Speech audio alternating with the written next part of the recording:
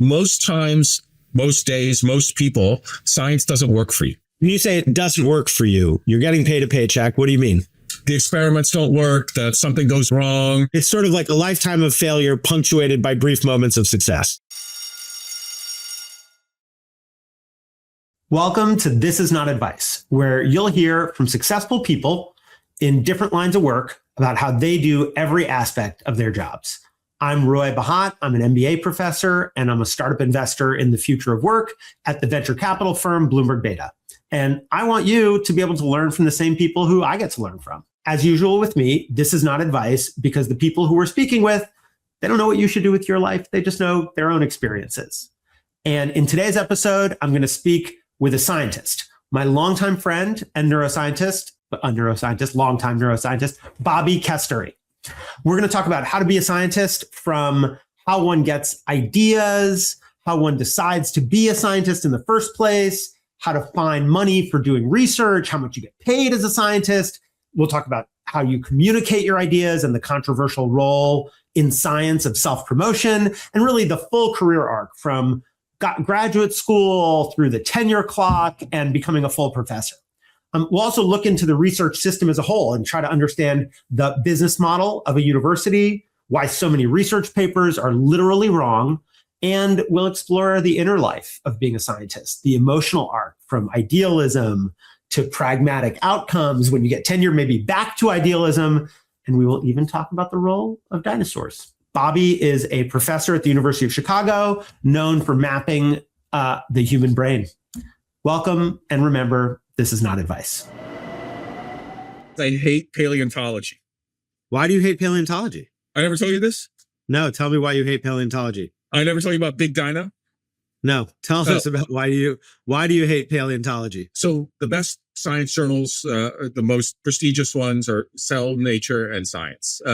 And every scientist... The British, which one do they call the British journal Nature? Is that Nature? Yes, the British journal Nature is... You have to say that because there's an American Nature? No, but it's because it's the only thing left in Britain that's scientific, I think, is probably. Yeah, we just got canceled in the UK. That's great. Good. Add that to the list of countries you're not allowed to visit. Yeah, including America. But let's leave that. Okay, continue. So these are the best, and every now and then, the cover, the most important, article about it will be occupied by the paleontologists. You'll read the article that beat out your science art, your particular article for that.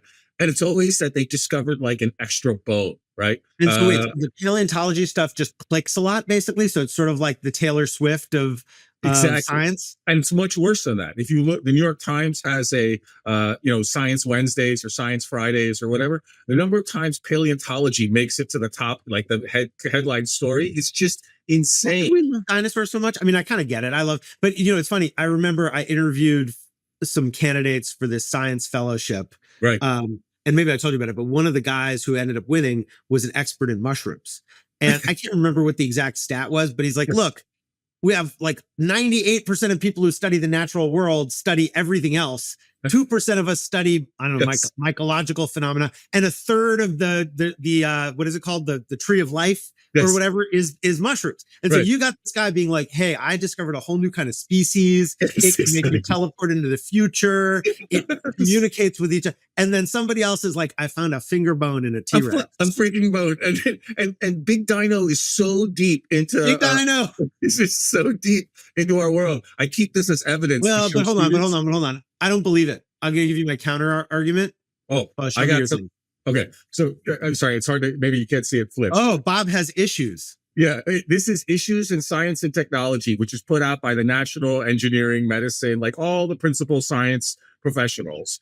And it lists all the things that are important for the 21st century. So for example, it lists, we have to collaborate better on landslide warning systems. Okay. That seems important. We have to get collaborations between humans and machines. That seems important for the 21st century.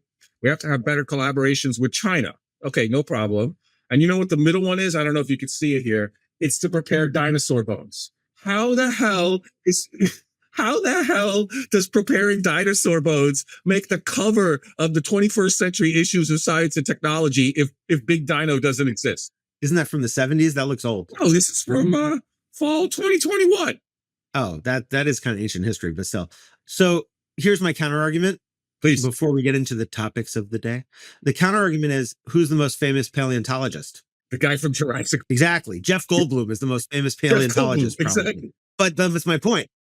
Is I could name Jennifer Doudna and I could name, Bobby Kasthuri and all these people we'll talk to today, Peter Littlewood, Yes. all these people, but I can't name a single paleontologist other than Ross from Friends. That's what makes this so mysterious. Who is in charge of Big Dino? Like, where is this coming from? Where are the eminent scientists that are pushing it? You're saying that it's kind of like Q Dino. Yeah, Q Dino is perfect. My name's Bobby Kasthuri. I'm an associate professor of neurobiology at the That makes you University sound of like a Chicago. second-rate professor. Why you say that with pride? And you're tenured, right? Yeah. Oh, sorry, a tenured professor. But why do they call him an associate professor? Because I still haven't made it to like complete academia. There's still another 4 years before they get to vote It's a on whether. university professor. That means you're not in any department. Oh, that's the highest level. What does that mean? The way I've heard university professors described is you're allowed to teach stuff that you don't know anything about. Wait, I teach at Cal. Are you a university professor? No, I'm not. I'm not a professor of any kind because I do not have a doctorate because I do not boredom in libraries. But you teach something you know about at some level.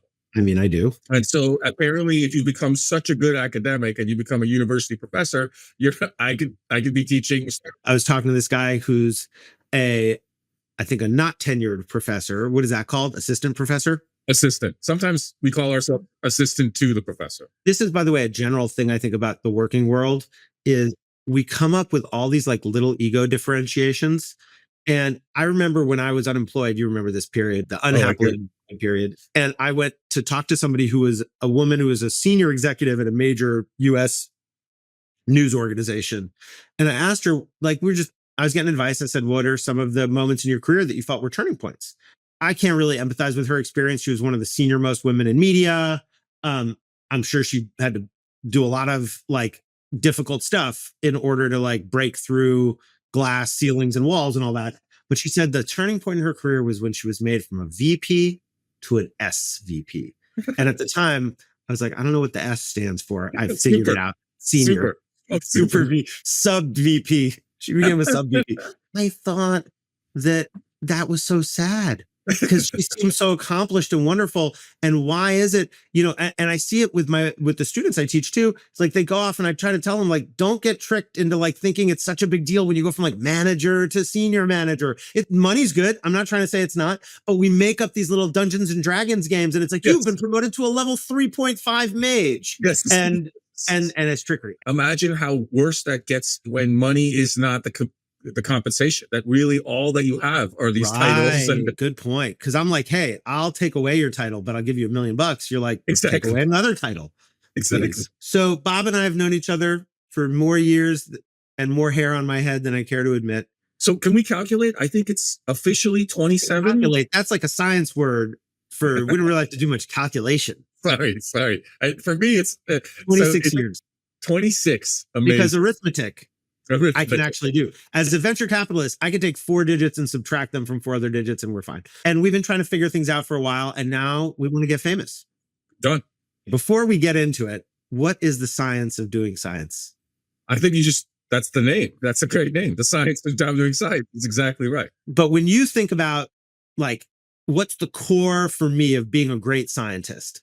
What do you think about? Should you ever become said great scientist? What do you think? Yeah, of course. But we should have another pod show when that happens. But you've only got me for now. And I don't know how much of my views are, of course, just from doing science and how much are views just from talking to you and our other friends who aren't scientists. But in the history of great science, what you find is that it's people who discover things that other people didn't. And it's not that different than how I assume people in the tech world think about how their startups or maybe. I think one of the major differences in tech is, it's a good question, is there's definitely a part of the process for startups that is discovery. It's like, I don't know if this is going to work. Let's test some hypotheses. So the hypothesis testing part, to the extent that even still happens in science, we'll get into that, is part of it.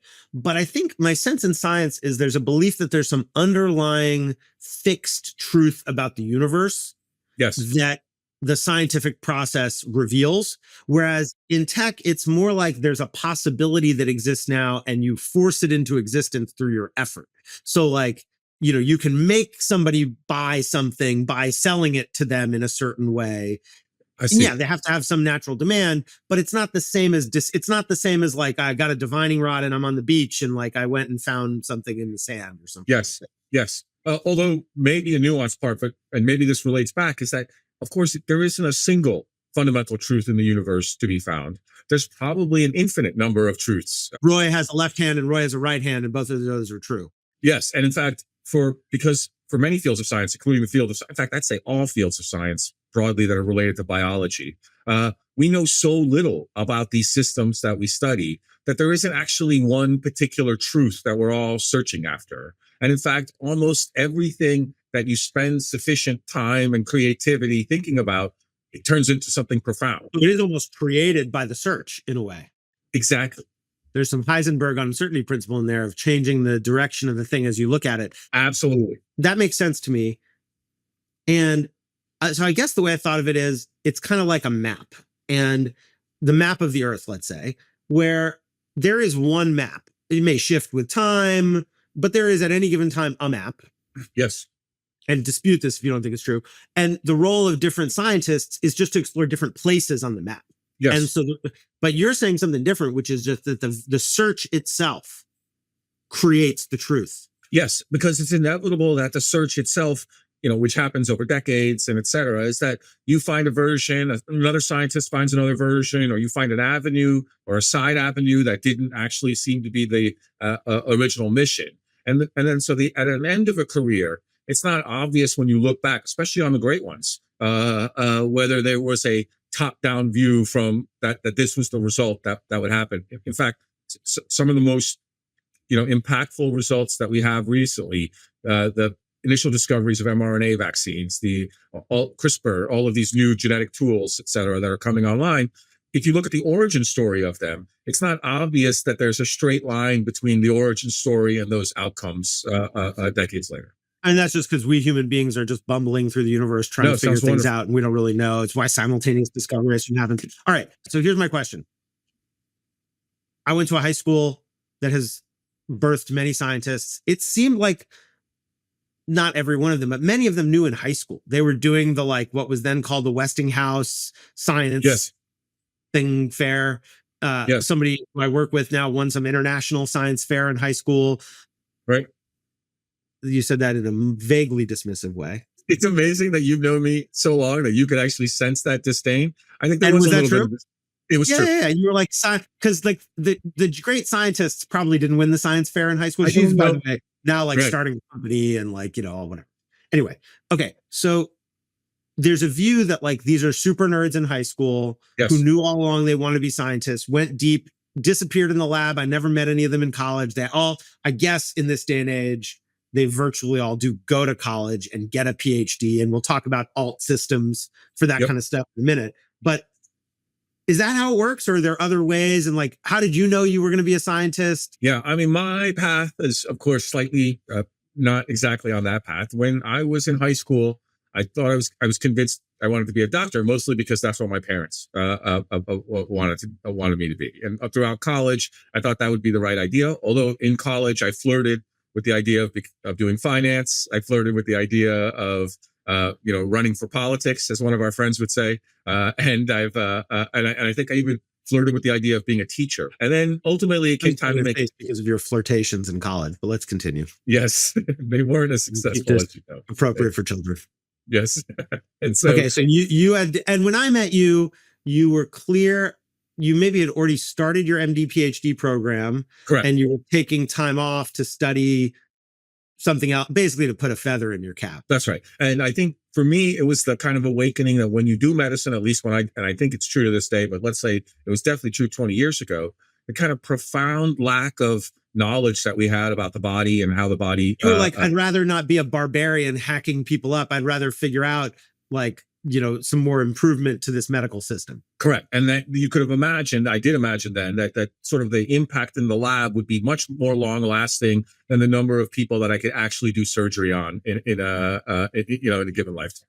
And were there any concerns that you had about going into science? Yeah, I mean, the money's not great. Let's do brass tack stuff, because I think this stuff's important. I'm not asking about you. What does a tenured professor in a science make when they get tenured? Like, what does the prize look like? I would say about 140. Okay. And do they get is, like free housing because the university helps with housing or anything like that? And no. so that's probably a lot easier to do. And if you're a PhD student, are you paying to be a PhD student or getting paid? PhDs make on average 35 to 40K a year. So this is age 23. How do they do it? Do they have to come from already rich families? Do they No, eat ramen? usually that's either the institution pays or the grants pay or no, I'm not asking that. I'm asking, once they receive that sum, how do they make their life work? In some places that might be close to the poverty line. It is in some places below the poverty line. And I think they just make it work. I will say I find your answer to that question unsatisfying. Universities also constrain whether they can get side jobs or odd jobs or et cetera.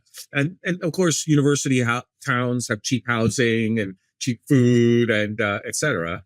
But I don't think in any way anyone would consider what we pay graduate students for the next level up called postdoctoral scholars, which make on order 65, 75, 80K. I was making 75 to 80K living in Cambridge with 2 kids. And at that point, actually, my wife couldn't work because the childcare was more expensive than it would have taken whatever salary she would have had.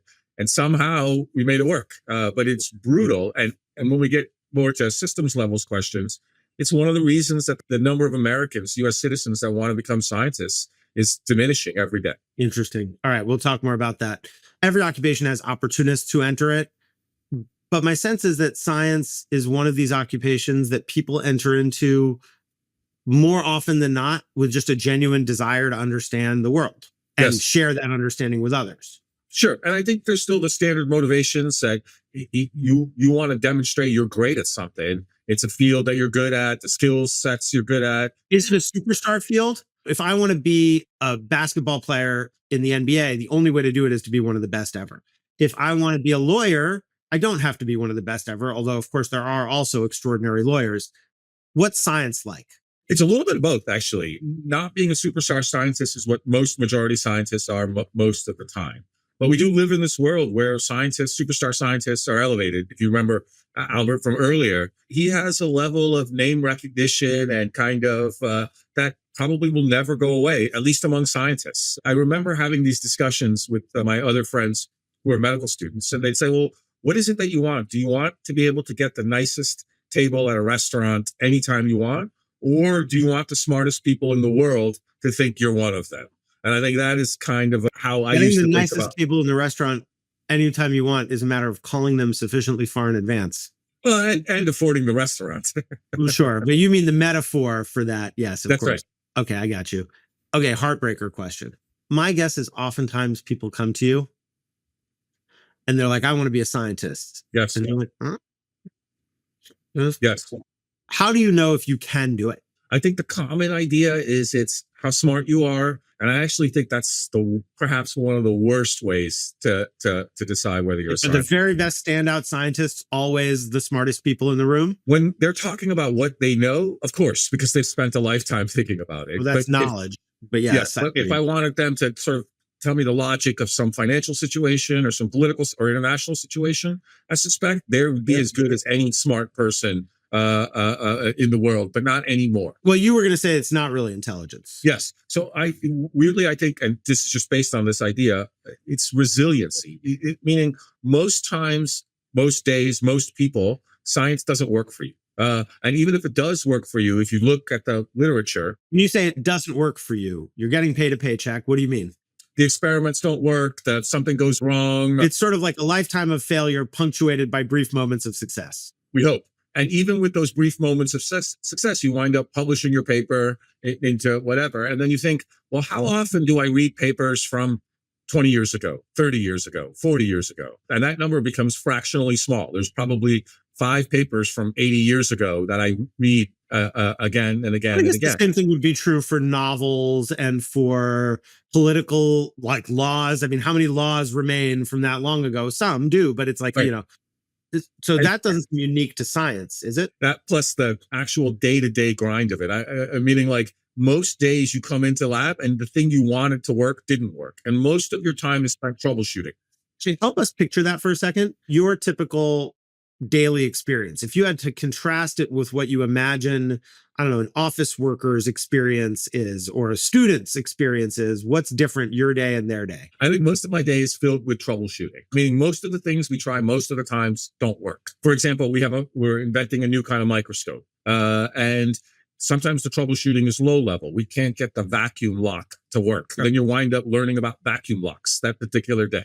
The next day, it'll be that the laser didn't integrate well. And when you solve all of these problems, you'll finally start getting results. And then your problems start again. Are these results meaningful? Are they the right way to do it? So it seems, I don't think defensive is right, but the entire exercise seems like a defense against the entropy of the world. And when you manage to get all the factors to align so that the entropy of the world doesn't, that's when your troubles start, because then you actually start collecting results. And is that something you do alone? You do with other people? Oh, there's no way I could do it alone. And this slightly differs from field to field. So, for example, mathematicians probably still deal with failure, but they're dealing with failures of their proofs or their thoughts, and they're doing it probably in a very solitary way. At the other end are the people who work at CERN, for example, this huge physics collider in Europe. Those are teams of hundreds of people working on these projects. I prefer the latter because misery loves company. Let's just real talk the becoming a scientist part again. So you said it's resilience, which of course I hear that, because you got to keep going. People say that in business too, in lots of fields. Yes. One of the problems with that is it produces a bunch of people who keep trying for a long time, thinking that they're supposed to be resilient and end up making themselves miserable. Yes. So I think the second characteristic, and this is a nuanced characteristic, but I think there's a kind of narcissism associated with this. Relentless narcissists. What about incompetent relentless narcissists? Can they be scientists? Many of them are. Yeah, there you go. That's the nuanced part. You have to have this belief that despite the vastness of the universe, despite the fact that most science doesn't realize into anything, your view, your special angle on it is going to be the thing that matters. So here we are, two guys talking, obviously different races, both sons of immigrants, all that. Given that you're talking about personality traits like narcissism, does that land differently in your experience for people of different demographics, different cultural backgrounds, like all that stuff? A German immigrant to the United States narcissist and a son of somebody from a country in Latin America and a daughter of the Midwest who is a person of color may all have really different experiences that affect what they think it is to show up as self-confident or whatever. And I'm just curious how you think that lands. I think you'll see both times. So maybe narcissism is not exactly the right word. There are people who think that they are capable of doing this extraordinary thing because they've come from a life where they've been told the entire time, because they went to the best schools, because they went to the best colleges, because they had enough wealth growing up. And that's a particular kind of self-confidence that I see in science. That doesn't often work. Everybody who's been a great scientist who you've worked with in your life has had a science degree from college, basically. Yes, I think there's probably one or two exceptions to that rule, but I would say 99.99% of people went undergrad degree, PhD, postdoctoral, and then on into. And do you think? I mean, we'll get. Maybe we'll hold this for the system thing, but I'm just curious if you think that's a good thing or not. No, I can't imagine it's the good thing. And I could talk a little bit about it, just a why. The second kind of self-confidence comes from people who actually sort of overcome obstacles in their lives. I think that kind of self-confidence, it's hard to call that narcissism, is actually qualitatively different. The problem is many of those people don't get to make it into science because it requires things like university degrees, PhDs, et cetera. That kind of self-confidence is currently underrepresented in science, whereas the other kind, coming from privilege, is slightly, not surprisingly, overrepresented. That makes sense. Okay. So I'm just going to pull up our agenda a little bit and let's zoom in on the idea for a second. And we'll talk about aspects of the idea, but it's sort of like, okay, you decide to be a scientist. Yes. You decide in your case to go into neuroscience. Yes. At what point does somebody say to you like, hey, what would you like to investigate as a neuroscientist? When does that happen?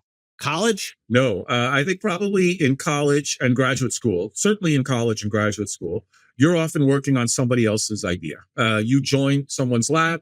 They already have a track record. Do you have to decide which lab to join or try to apply? How do you do that? most schools, what happens, at least here at University of Chicago, you apply to the graduate program. You may have some priors for labs based on the web searches and et cetera. And then you arrive and you do little rotations, like 1 to 2 month rotations in each lab. This is in graduate school. Maybe your first couple of months of PhD, usually right after college. And a lot of that is mutual vetting of personalities, but also the day-to-day life of labs, et cetera. But then when you join that lab, that PI, the principal investigator, is the person who runs the lab. So not Magnum. Depends on your own worldview. I think of myself as Magnum, but I guess other people might not. I think he was a private investigator, but fine. You're a public investigator. Principal. No, I know, but you'll put your stuff out. I know. So that's the head of the lab, basically. Who is a professor? Almost always a professor. Got it. And it's their research agenda. Now, they'll give, depending on the lab, they'll give you either broad freedom to say, within the space of how neurons develop, are there questions that you're interested in? Within the space of how Alzheimer's works, are there questions that you're interested in? That's rare, actually. Most times, because those students are hired, like I said, based on a grant, the grant has already specified to the government what are the scientific experiments that we're going to do. When you say the student is hired based on a grant, they do their rotation, but then to stay at a lab, the lab has to apply a grant to them? That's right. It's almost like you get into graduate school and then you're already almost immediately interviewing for a job. That's right. And then we sort of get together and say, look, we admitted this person. So let's compromise amongst ourselves and find a lab for them to work in. It's very rare that you can't actually find a match between students and labs. You pick a broad topic and then it's probably lab specific. One of the things we'll talk about is that there is no rule book for labs. So some labs will say, I have a set of 10 projects that the students have to work on so I can get more funding. Some labs will say, I'm happy for the student to show some freedom and creativity, et cetera. But not really. Most labs you're fairly constrained. And then the next level you do, which is called a postdoctoral scholar, for about 4 or 5 years, you go to a second lab and then mostly work on what that lab wants. There, you're probably learning new skills. Maybe you're learning a new system because you didn't like the old system. And then after that, so now we're talking about 5 years or 5 to 6 years of graduate school, another 5 to 6 years of postdoc, sometimes longer, as you know, in my case. And then maybe you did a couple of years in college. So we're talking about 14 years of doing science. And if you get the job as assistant professor, then they sit you down and say, here is your lab. You can work on anything you want. And that's actually the moment where I felt I was able to kind of guide the scientific research by myself. So then you're getting to the place where it's like, here's your lab. What then? I mean, it makes me think of that Robert Redford scene in The Candidate where he wins whatever it is, Senate, and the cameras into what now? What do I do now? And then I think you wind up doing 3 or 4 or 5 things at the same time, which I'm assuming is also true. Like a portfolio of things just to see what works. No, that's just in the world of ideas. I mean, there's a bunch of jobs to do. I mean, by the time you have a lab, you must have developed a sense of here's what I want to try to study, right? Absolutely. So you have your history, meaning it's the work you did for your postdoc, the work you did and some of that is important because that's the work that's going to get you your future funding. That's the work for how the government or a private organization will say, okay, this was good work. Even though it was in someone else's lab, we believe that this person could transfer. Contributed enough.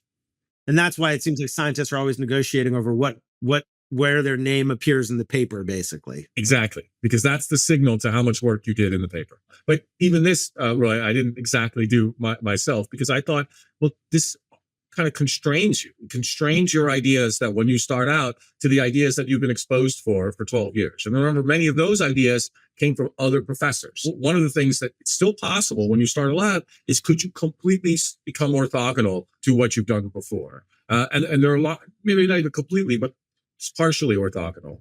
And again, for me, this space really resonates with me from what you've taught me about how to think about economics and finance, et cetera. So one of the first things I thought about ideas, and again, this is just for me, is I thought about this idea of competition and comparative advantage, which I think is probably ideas that are broadly thought about. The first is, if I work in a space, if my idea is something that many scientists are working on, then for me to make a large impact, I don't have to be better than any one of them. I probably have to be better than all of them together. That's why you picked an area that nobody looks at, like neuroscience? Well, neuroscience is a broad category which spans, and within neuroscience, there are, of course, parts places in neuroscience where there's tons of work, Alzheimer's, for example, and places in neuroscience where at least I feel like there's less work. How does the brain develop fundamentally, basically, without application? So for me, I chose the latter versus the former because there are so many people working in Alzheimer's that to make an impact, I'd have to have a huge idea better than everybody else working in the field. Why does Alzheimer's get studied so much, by the way? People are scared of losing their memory and have money?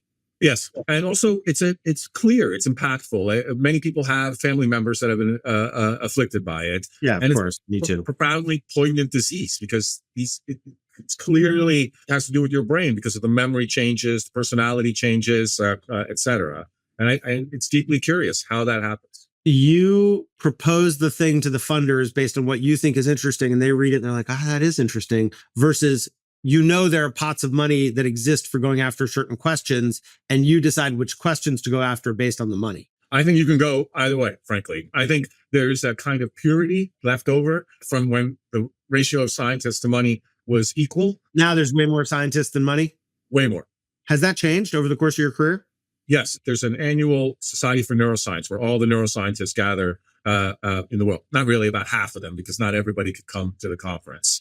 I think in 1980, that was like 1,000 people. I think the very last one we had is about 40,000. And imagine that's only half of them. So there's probably about 80, maybe 100,000 people in the world that are actively doing a whole Taylor Swift arena just with neuroscientists. Maybe half of one. I don't know how big the arenas are. Time. Yes. Terrible. Yes. Okay. And so all those people are working on stuff. You wanted to do something different. Where did the inspiration, if you wanted to go, let's just call it the pure route for a second, and I realize we're oversimplifying here. Yes. Where do you get the ideas from? For me, again, it was a very, personal thing. And I think for a lot of people it is. As you might know, Roy, I'm always curious about what the things that happened in my childhood, the things that happened to me, and how have they influenced who I am now, for the better or for the worse. The mushroom guy just tripped on a mushroom as a child. He's like, what a fascinating mushroom I have tripped on. Yes. And that made me want to study the mushrooms. Like 20 some years later, right?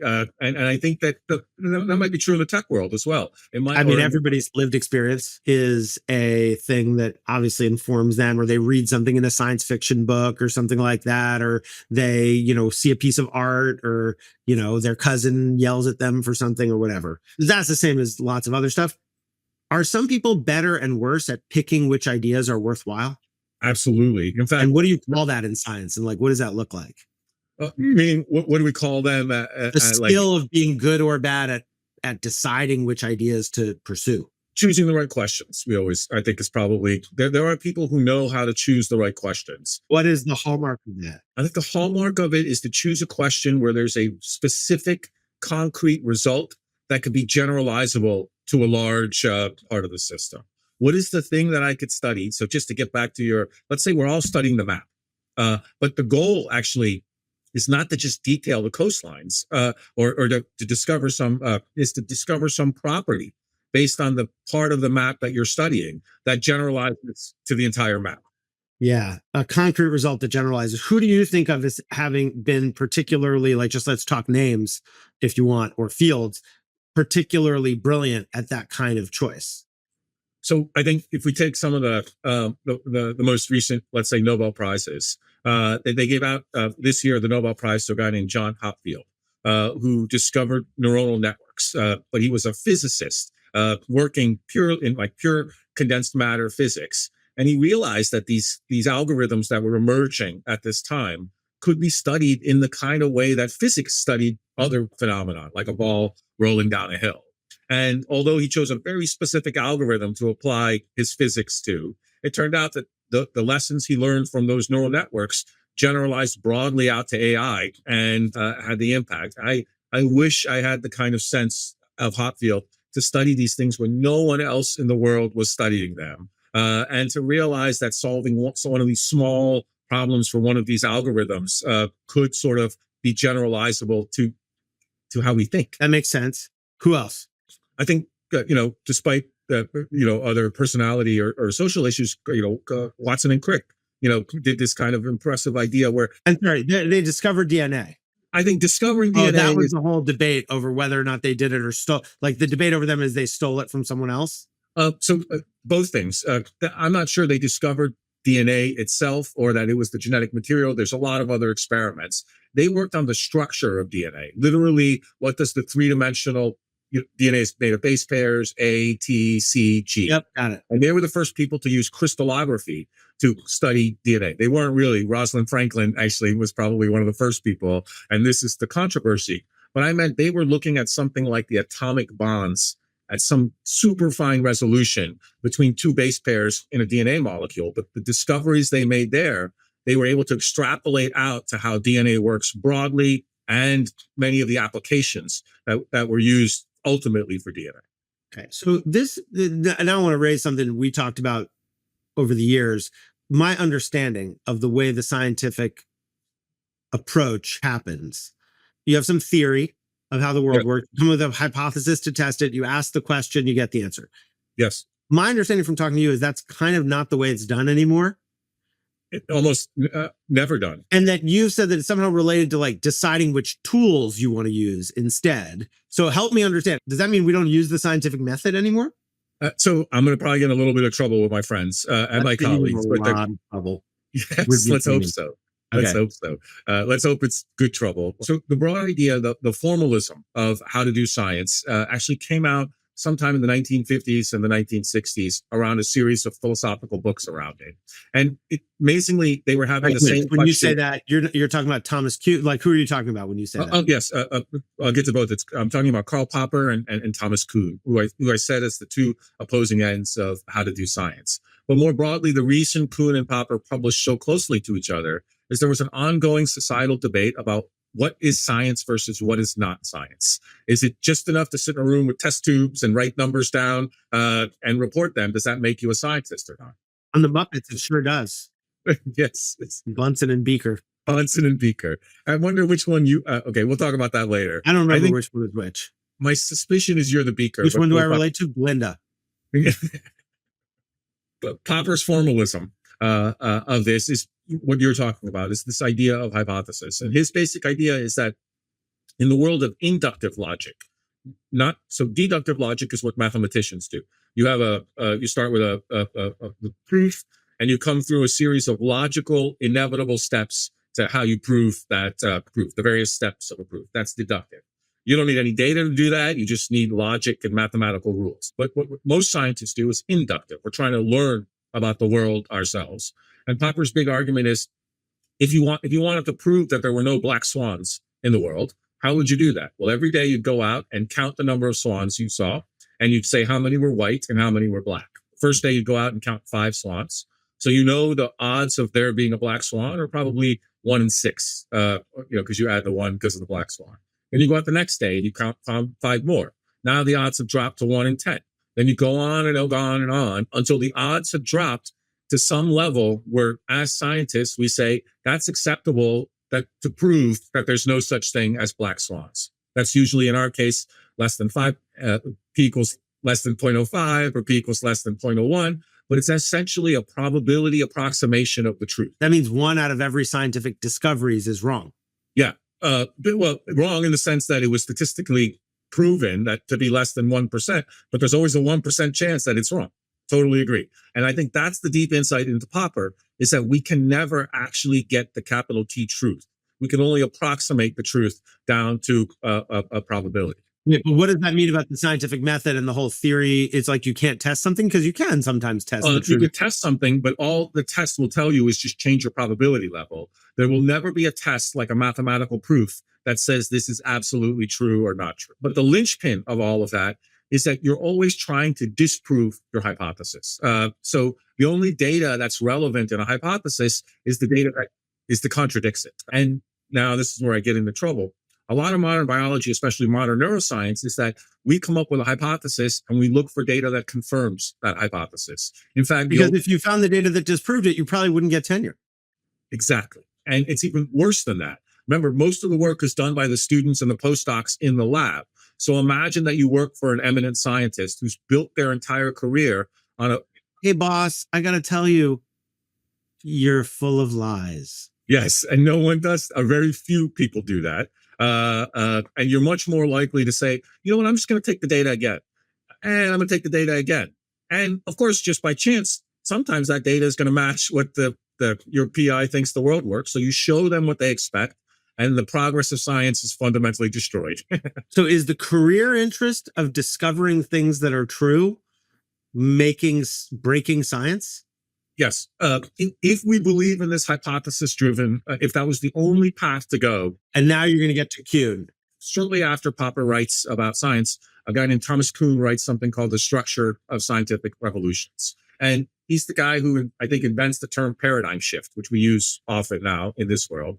And his view is this, and his view is very much, I think, informed by the idea that science is done by human beings, which is something we're starting to talk about, but we don't talk enough about. And he says that in any particular moment in science, all of the scientists are working to establish a worldview, and all of the work is done to it. And the way science actually progresses is somebody makes a surprising discovery that is incompatible with the worldview, and therefore collapses that worldview almost immediately and replaces it with an entirely new worldview. Not only is it the surprise, but it happens almost instantaneously. It's not really gradual. And he gives a couple of examples. My favorite is this idea that the smartest people in the world at the time, and I'm going to give you this, and I'm going to see if you get the reference and you make the joke. People like Plato, Socrates, Aristotle. The joke from Princess Bride. You're supposed to say morons. Oh, I missed that. Sorry, I watched Princess Bride, but I don't know it as well as the Goonies. Okay, got it. I also did not find that particularly funny in the Princess Bride. I mean, there's a lot of other great Princess Bride lines. That is not, to me, one of them. That must be what scientists find funny in the Princess Bride. Because they mentioned Plato, Socrates, and Aristotle. I don't think of the scientists? It was a time before the scientific method, so we'll see. It was the best scientists we had at the time, probably. So all of them believed in this idea of the geocentric model of the universe. Everything rotates around the Earth. And the reason was that they gave us the Earth is perfect. It's where the Garden of Eden is, so it couldn't actually move. It had to be still. And a lot of good science was done within that worldview because it didn't matter. But it took one guy, Galileo, using the telescope, which was recently invented, and I'll get the tools for a second. He was able to show that the orbit of Mars or the orbit of the other planets, for it to be around a geocentric, for it to circle the Earth, these orbits had to do crazy things. First, the planets had to go forward and then backwards, things that nobody believed. And instead, he proposed the heliocentric model, which is that all the planets circle around the sun. Anyway, either one could be seen to be true. It's just one of them has crazy orbits and the other one has less crazy orbits. That's right. And further investigations proved that they weren't as crazy as these orbits were. And the idea of a geocentric world just immediately collapsed, replaced by the heliocentric. I thought there was a lot of like church burning people and stuff like that. It was replaced even though the church prosecuted Galileo. They took away all of his, I think, money and maybe imprisoned him, et cetera. And there's an apocryphal story that as Galileo is leaving the Inquisition, he mutters as he walks out, "But it moves." And the idea is that even after the church had prosecuted him for this idea, he still believed that the earth moved around the sun. And the evidence was so great that shortly after, that became the view, even despite the fact that you might face the wrath of the Catholic Church to have believed it. And so Kuhn's view is this, that what we should really be looking for are surprises. How is that different? Because Popper's, those seem compatible to me. So what's the difference? Great question. I think in the one world, you have a very specific thing that you're looking for, your hypothesis, and you're looking for the particular sets of data. The other one, you're just futzing around trying to figure out, does gravity actually flow in the other direction? That's right. And you can imagine the difficulty in the modern world with trying to fund these two kinds of approaches. The first approach tells you, I have this very specific hypothesis about this molecule that I think is responsible for Alzheimer's. Please give me money so I can test that hypothesis, return you an answer, and then cure Alzheimer's. And the second one says, give me some money because I want to collect data about something like the brain in a way that's never been collected before. And I guarantee, because we know so little about the brain, we're going to get the surprise. Oh, well, what's that going to be? Is it going to be the vasculature is different? The neurons are different? I would say, I don't know. But I know that collecting data and using tools that have never been used before is the key to discovery. Yeah, it's funny. I remember now interviewing these scientists for this fellowship. Each of the interviewers had a standard question we were asking. And mine was, if your science goes the way you hope, how will the world be different in 10 years or something like that? And this one woman gave the best answer. She goes, I refuse to answer the question because the whole point of basic science is not to know. I was like, okay, pencils down, you win. But I am not a funder of science. So you're saying if I was a funder of science, I'd be like, X. I mean, it's hard, right? Because at that point, it's taxpayer money. There's stuff involved. It says ROI. Exactly. And so wait, so what's the relevance of tools in all this? So how do you make surprises? If we believe in the Kuhn's world that surprises are what drive science, then you get to this idea that it's not the ideas in science that are important. Those are just the hypotheses world. And by the way, these ideas come from human brains. It's not obvious that I have the right idea to understand something as complicated as a human brain. But instead, I would argue that the real advances, and if you look through the Nobel Prizes, that people, which is the, sort of, let's say, the highest accolade you can get for science, there's a clear path that many of the people who win Nobel Prizes have access to a technology that many of their competitors did not have access to that technology. When I was in medical school, there are two professors named Erlanger and Gasser who won the Nobel Prize for discovering something about how nerves fire electricity down your arm. And they discovered this because they were at Washington University Medical School in St. Louis. And right next door to them were two physicists that had just acquired a new piece of technology called an oscilloscope. And just to tell you what an oscilloscope is, it's something— It measures oscillations. Electrical oscillations. And so they said, look, can we use your oscilloscope? And instead of putting the probe in some electronics that we wanted to, we'll just put that probe in an animal's arm, and we'll make the animal move its arm, and we'll see if anything electrical happens. And lo and behold, the oscilloscope started showing these repeated patterns of electrical activity that they would have never guessed a priori. And that turned into their Nobel Prize discovery. And it was as trivial as being next door to this physics lab that had this new set of this new kit, as they would say in the UK. Maybe the right way to think about it as a scientist is don't have any ideas, just go get some tools and mess around. Yes. And in fact, just again, to get back to these ideas from finance and microeconomics, if you have a tool that nobody else has, you don't need to work as hard as everybody else is doing. And so is that why you're making this new microscope? That's why most of my career is just trying out new microscopes. Because I'm not as rich as I'd like to be, we just find other people in other fields that use these microscopes. And then every now and then we slip in a brain slice when they aren't looking into their microscope. They're physicists or something like that or whatever. Right. And one of the reasons that I'm a professor here at University of Chicago, but I'm also, I think, the very first neuroscientist to be hired at a national lab, Argonne National Lab. And I chose that. I wanted that on purpose because I knew that there was just tool after tool available in these national lab systems that neuroscience still hadn't yet penetrated. What is a national lab? Like, I know what the University of Chicago is. That's a university. What's a national lab? Most of science in the United States is done at universities. We get money from governments, we do our science, and then we publish it. The other place where the United States spends a lot of money is in the Department of Energy. And the Department of Energy actually hosts something like 10 or 11 labs, national labs throughout the United States. You may have heard of some of them, like Los Alamos is a lab funded by the Department of Energy. Near you, there's something called the Stanford Linear Accelerator, SLAC. Lewis Livermore, exactly. Oh, Lewis, not Lawrence? Wait, is it Lewis or Lawrence? Lawrence, excuse me. You said Lewis. And I were the Livermore family, and this person must have done some wonderful things for science. And then here are these two jackasses decades later who are like, is it a Lewis or a Lawrence? Is it a Bobby or a Robert? I don't know. Yes, exactly. And these are really jewels in our scientific system. They have, for example, Argonne has some of the largest computing facilities in the world. And so it was always amazing. And these labs are used by material scientists, physicists, chemists, geologists, etc. But for some reason, neuroscientists hadn't started using the tools that were available. You sent me this tweet about what we can learn about the childhoods of Nobel Prize winners. Yes. What is that all about?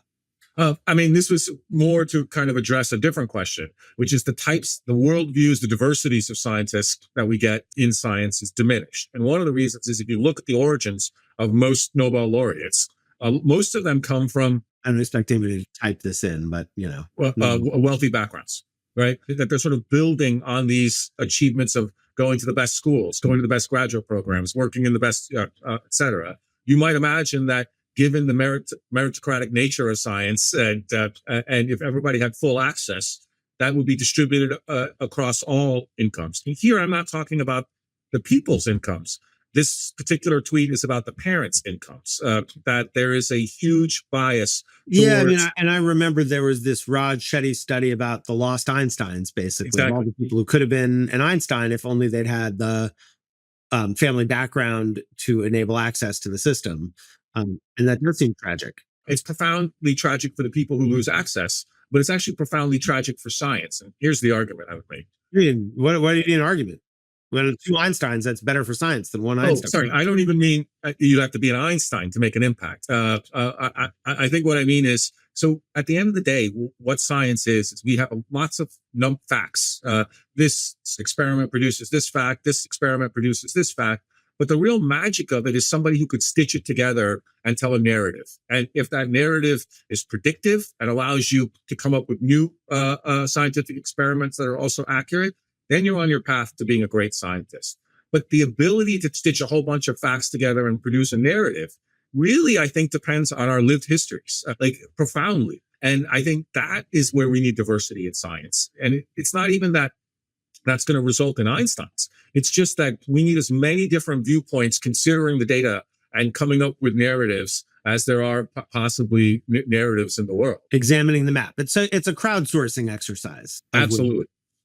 Absolutely. So we talked about becoming a scientist. We just talked about the idea for how to find ideas for a while. We talked about finding them from your life experience and how you decide what to go after. We talked about Popper versus Kuhn on the different ways of thinking about, paradigm shift versus is Popper, what would you call Popper? Incremental science? I mean, that feels insulting. Fair, but he's dead. Yeah, fine. His family is probably still around. Here, let me just ask it this and we'll keep going on investigation. Based on what you have friends who are lawyers and in the military and doctors and, and not to mention like a whole wide range of occupations. I don't know how many blue collar friends you have, but you got some friends. Yes. What do you think is different about succeeding as a scientist compared to succeeding in all the other things your friends do? I think almost any of my friends could be a successful scientist, but I think that's because I'm biased by the people I choose. I think it kind of requires a level of patience and a level of determination. It seems like the first step that people don't really think about when they get into science is winning the ability to investigate something by getting the resources, the money, the lab, the equipment. That's so right. What's that all about? Is it only about money? Is it about things other than money? We'll talk about recruiting in a minute, but let's set aside people for a moment and just talk about all the other stuff you need to win in order to be able to investigate something. That's right. And so usually the mechanics of it is when you get your first professor job, your assistant professor job, universities realize that they have to, seed the well. So you get something that's called a startup, which is sort of unrestricted money. In my world, on order around $1 million, $1.2 million. And the idea is you use that to buy two things. One, to buy the basic lab equipment, the beakers, everything else. Two, the specialized lab equipment. Awesome Sonos system, is that included? No, not yet. Coffee machine? Sorry? Coffee machine? Like what's the non-scientific stuff you buy with the $1 million? Coffee machine. Some people choose to renovate. Do labs compete over having epic coffee machines or not really? They all have Mr. Coffee. And we have a lab across the way that has a fancy Italian espresso machine. And people use it to recruit computers, monitors. Right? So you buy some basic equipment. What's the other stuff you buy? The other stuff you buy is the kind of specialized equipment that your lab does. For me, it would be an electron microscope. For somebody else, it would be a DNA sequencing lab. And there's just a bunch of companies that sell these things. That's right. And where do you get the mice and the monkeys? So that usually is handled by the university itself. Almost any university in America has the veterinary care and the ability to host mice and breed them. There are fewer places that you get primates in. But when you're choosing universities, for example, when you're on the path, this is one of the things you think about. If you are working in an organism, you want them to have good mice. Or vets, or for example, one of our close friends just started a bat lab, like the nocturnal bats. Does the university take a tax on your money that you raise for your lab? Absolutely. So broadly, what happens when I get money from the federal government? I get, for example, I get two kinds of money. The first is called direct costs, which is literally what I put in to say some salary for a postdoc, some more beakers, please, and a new microscope. That's money that comes directly to my lab. And then universities have an individualized policy that they'll take a tax on it. So, for example, I think Sorry, Chicago, individualized to the university or to the professor? to the university. Okay, so every University of Chicago takes a 10% VIG on everything. Close to 30 or 40, but yes. Does that vary a lot by university? Yes. So depending on, I think it could range from like above 100. There are some universities that will double it down to, to 20, 30%. Well, hold on. Above 100, federal government gives you $1 and you're supposed to give $1.50 to the university? No. The federal government gives me $1 and then it gives $2 to the University of Chicago. Oh, I see. And that's all in on the budget. Percentages you were talking about is what percentage of the direct the university must also get. That's right. Got it. Is it easy or hard to get grants? What's that all about? What percentage of you're saying most of my days is troubleshooting, but then you were like, well, I'm busy writing this grant, so I call bullshit. So troubleshooting also happens with grants, just because I think the average acceptance rate is on order 10%, maybe 15% of grants. And of course, once you start a lab, you have to keep getting grants to keep those people. And so what percentage of your time goes into writing grants? I would say about half, if not more. Everything is money. At a 10% return rate. I did the calculation, but it's on order 7 to 8 grants a year that I have to submit. Because you need one grant to land every year or two. How much work is it to write a grant? A lot. If it's 7 or 8 a year, that means it takes you like a month and a half of full-time. No. 2 or 3 weeks of full-time work equivalent to do each one. Absolutely. Absolutely. Is that a good use of scientific talent? No. Wait. I don't know. Can AI write the grant? We get closer and closer to using AI to write the grants. But the AI, although it's close, still can't give us the ideas. So yes, I get better clarity. I get better. The ideas presumably don't take most of the time to come. It's surprisingly hard. It's not just the idea, which is let's figure out how Alzheimer's works. The idea has to be much more constrained and clear. Something that hasn't been already done. So you have to do a lot of research to determine whether the idea is unique. Exactly. And once you determine that, this is just logistics. The review process is that I've been on the other side. So you gather 20, 30, the NIH for every cycle of a grant, maybe gathers 15, 20 scientists together. And each of them gets 20 to 30 grants to read that they have to rank. And asking somebody to read 20 to 30 grants, sometimes in fields that are, not their native field, you have to write the grant in a particular way. It's the simplest possible version of that grant. I would like to say that our success rate is slightly better than average. Let's say 20% or 30% of the grants that I submit wind up getting, but that's 70% of the grants where I'm troubleshooting the grant. Should it be simpler? Should the idea be different, et cetera? Well, you're troubleshooting them all. You just don't know.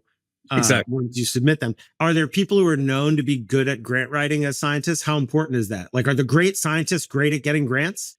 No. There's not necessarily a one-to-one relationship. Startups and fundraising, same as nonprofits and fundraising sometimes. But there is a set of people who are truly extraordinary at getting grants. So it's called grantsmanship as a name, which is this idea that you know how to effectively communicate to these other scientists your idea, get them excited, et cetera. Other scientists reviewing whether it's government or a philanthropic foundation, so it's pretty similar across those institutions, or very different? It's fairly similar. In my broad view, you send riskier projects to philanthropy. That's good. That's a sign of a functioning system. And how did you learn how to write grants? Yeah, so as a postdoc, I helped my PI mentor write a grant or two, but it wasn't enough. Mostly it was my success rate when I started my lab was much less than 10%. And I was writing something like 15, 20 grants a year. What's like the advanced advice on how to write a successful grant? If you could whisper in your own past ear. Keep it simple, stupid. Okay, but what does that really mean? Because I've read what scientists think is simple. And I will sometimes pass the abstract of an economics paper, which, as you know, is a field in which I have a degree, into a master's degree, into ChatGPT to summarize the summary, because the summary makes no sense to me. Yes. And I don't know but this is very much down that path. You would be surprised how easy it is for things like terminology, vocabulary to intrude into grants. And the idea of listing a grant and the results and the clarity of what you expect for each of those results immediately gets away from you. Keeping it simple. By the way, that's something that Claude and all these things can help with, is take this and dial it down 2 grade levels, you know? Yes. But again, like you said, there's a tension. Nobody wants to read a grant written for a 5th grader, 6th grader. And in fact, nobody really wants to read on the other end a grant written for a high level graduate student. When I write my grants, I think, would a smart college senior understand this grant or not? Somebody who had just a few introductory neuroscience, maybe some advanced neuroscience courses, but that's the pitch. Any other tips that you would give yourself on successful grant writing? Yes. Immediately start working with people who have been successful grant writers. When you say work with, that means submit grants jointly? Exactly. Because their lab does part, your lab does part. Why is that? Because you'll learn from them, or because you'll just get like sort of swept in with them?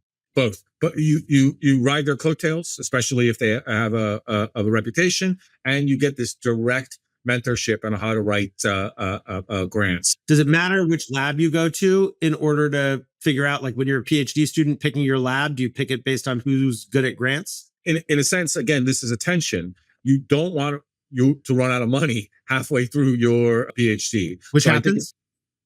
Absolutely happens. Survival of the richest. Then it gets worse for that student. Then they may have to switch labs. But it's not obvious that the labs that get the most money do the most interesting projects. As I said, because the money you get from the government is often the conservative version. Yeah, that makes sense. There's an interesting possible analogy here, which is in fundraising, whether it's nonprofit fundraising or venture capital or whatever, you have some people who seek money who kind of spam everybody. They do like lightly customized versions of their thing, and you receive it and you're like, no, that person's, are there scientists who have a reputation for spamming grants? And like, Absolutely. How does that work? We'll get to it when we talk about the system. But there are so many sources of federal funding. For example, there's the NIH, there's the NSF, there's the Department of Energy. Many of the military disciplines have grants for neuroscience, so Air Force, et cetera. And then there's all of philanthropy. And there's a top-down view where with just some copy paste and some simple editing, you could send the same idea to tens of different organizations again and again and again. And good for them. There are people that are experts in this particular world. And particularly, not only that, they're also experts in attending the NIH will have meetings where they'll say, well, here's what we're thinking about next. And so they're collating all of this data about where the money is going. And they're experts at following where the money is going. Okay. That is fascinating. So then you get the money. Yes. Is there more you want to say about the money? No. You get the money, then. Oh, yeah. Give me some. But sorry, Go ahead. Well, and I know you've been trying to figure out how, like, you have a big risky thing you want to do. Exactly. Which is, going to cost more money than I have in my pocket right now, which is to map the mouse brain. To map every neuron and every connection in the mouse brain. That sounds like a small map to me, small brain. Tell me how big it is. In terms of the data size, if you took all of the material in the Library of Congress and you said that's all of human knowledge, just to make an approximation. It's not, but sure. And that includes all the audio. Does it even include Reddit? Yeah, fair. And I'll get to that. But including all the audio and the video, it's things that have been stored there. We think the map of the mouse brain will be maybe on order 1,000 to 10,000 times more than that amount of 1,000 to 10,000 times. That's a pretty big gap. I think more, it's on the order of an exabyte of data, which is an exabyte is 1,000 petabytes of data. And how much is a petabyte? A petabyte is 1,000 terabytes of data. And how much is a terabyte? 1,000 gigabytes of data. And I got a gigabyte on several gigabytes on my phone, basically. Exactly. 1,000. So a Hollywood movie, that you would download is on order a couple of gigabytes of data. This is 10 to the third, 10 to the sixth, probably about 1 billion times. It's about the equivalent of 1 billion Hollywood movies. Okay. But so then you get the money, you buy the stuff. That's just like you go click some buttons on the internet, or is it harder than that? Nope. It's standard. And then people. How does the recruiting happen? People. So there are several modes. One is standard advertisement. People. No. Yeah. Where do you advertise? You put some ads on YouTube? Many of the scientific journals, at the end of them, have an advertisement, and then at this point everything's online anyway. So you put out an ad and across several different venues. sciencejobs.com.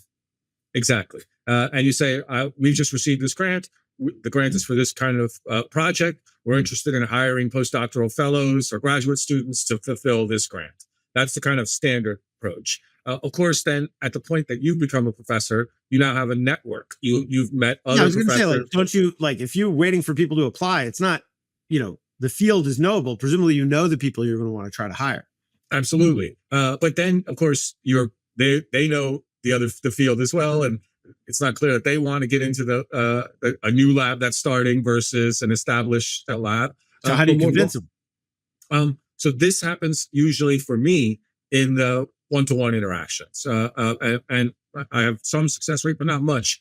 What I promise, what I offer is, and which is true, is that I, unlike most people, give a tremendous amount of freedom to what people want to investigate. I find most things associated with the brain interesting. We even have people who've chosen not to work on the brain, but on the gallbladder or whatever. And because I'm profoundly interested in all of this. It's a certain kind of neuroscience.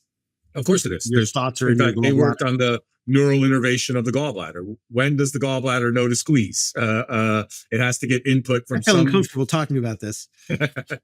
Okay, but fine. So you give them freedom. And actually, the analogy there for us is, most people, when they join a company or an investment firm, kind of have to just order take. And of course, there is a lot of that.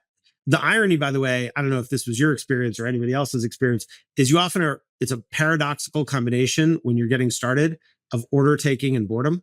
Yes. It's like, well, what am I supposed to do now? I didn't get enough orders.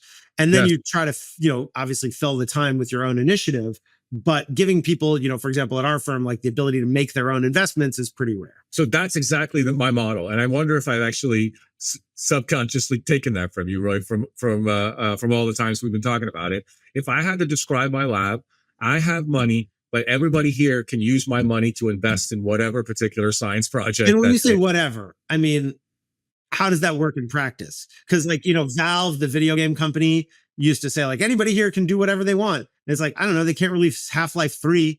And so there's going to be limits. Sorry, fair. In fact, I should be more, I am usually more explicit. Anything you can do that you could convince me and the other people in the lab is a worthwhile project. Well, hold on, but that's the same as everybody else. I think you're just saying that you're looser on what convinces you than a typical PI would be. Absolutely.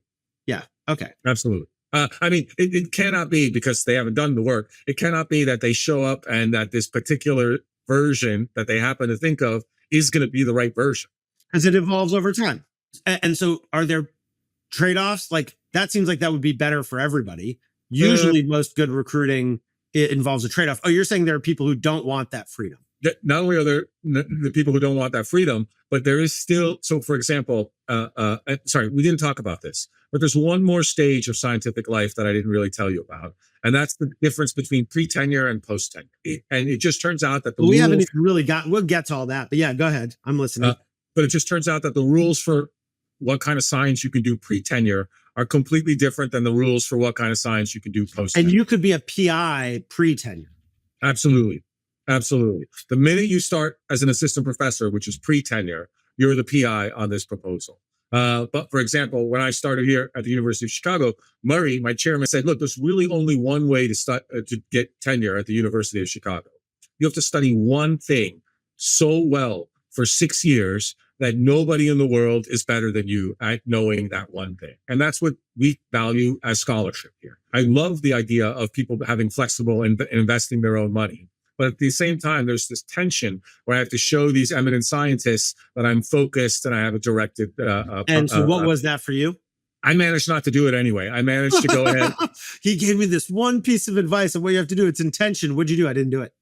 I didn't do it. And instead, I just, again, slightly tooting my own horn, I published so much, but across such a wide spectrum of things that they gave it to me anyway. I can never remember the fox and the hedgehog. One of them is focused and the other one is not. I'm the other one. You were the other one. Either the hedgehog or the fox. There's like, it's the hedgehog versus the fox. And it's like, I don't know, the hedgehog can do one. I don't know. What can a hedgehog do? I have no idea. I don't know. It's not obvious from the from the animal descriptions which one is which. But yes, it was.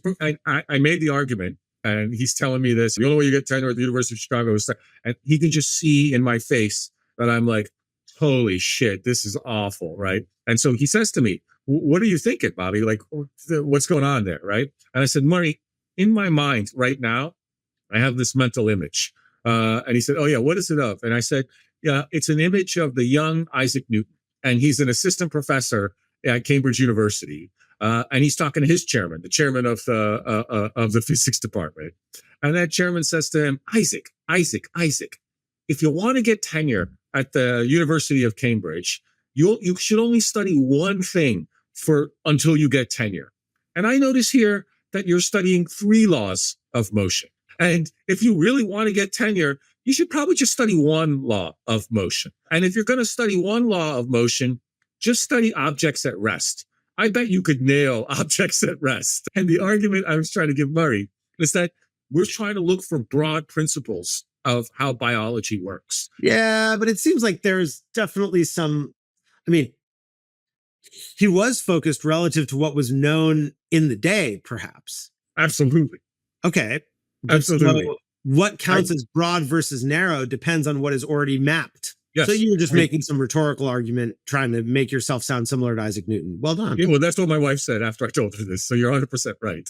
But the argument that I wanted, but it worked.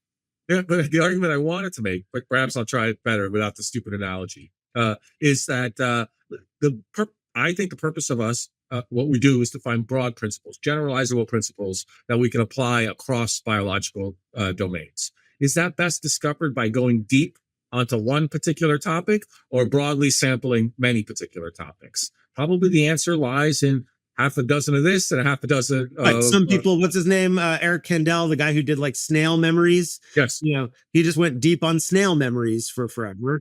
And That's right. Somebody else did a little from column A and a little from column B. That's right. And the argument I would make is that for any sort of department or university to thrive, you need both versions. So you wanted to be the fox and somebody else was the hedgehog, or the reverse, because we can't remember which way the analogy goes. Yes. And in fact, I'd say it much more. I think everybody's, I don't know, again, I'm going to assume everybody's a hedgehog. And then back to many conversations we've had about economics and tech and startup, is that it's way better to be the fox amongst hedgehogs. The comparative advantage is huge. Because you eat the hedgehogs. Well, maybe Do foxes eat hedgehogs? I'm not sure. I don't know, but I was arguing more about comparative advantage, that this idea that everybody else... Sure. If everybody's doing one way, you do the other. I mean, in that way, I mean, I wrote this piece years ago about the similarities between being a CEO and being a scientist. Exactly. Of course, that is also true. And like all these things, you want to snap to grid and conform on the conventions that serve you. Yes. And you can have people who over differentiate. Like I knew this company once where literally they had no process, that they just kept standard. They reinvented everything. And it was everything from like how they did performance reviews to how they did bonuses to how they did feedback. And at some point, if you're a large organization that lots of people are paying attention to, you have lots of resources, fine. But if you're 10 people, at some point you just have to be like, no, let's just use the standard, absolutely meeting agenda or whatever it is. And so picking what risks to take is one of the sources of tradecraft. Exactly. And in fact, I like your version, but when I describe it, I tell them it's the difference between islands and archipelagos, meaning it's easy to find some place that nobody has ever discovered if it's an island all by itself in some Pacific. But there's no real path from that island back to the mainland. So whatever you discover there is going to stay there until you build the damn infrastructure. That's too much work.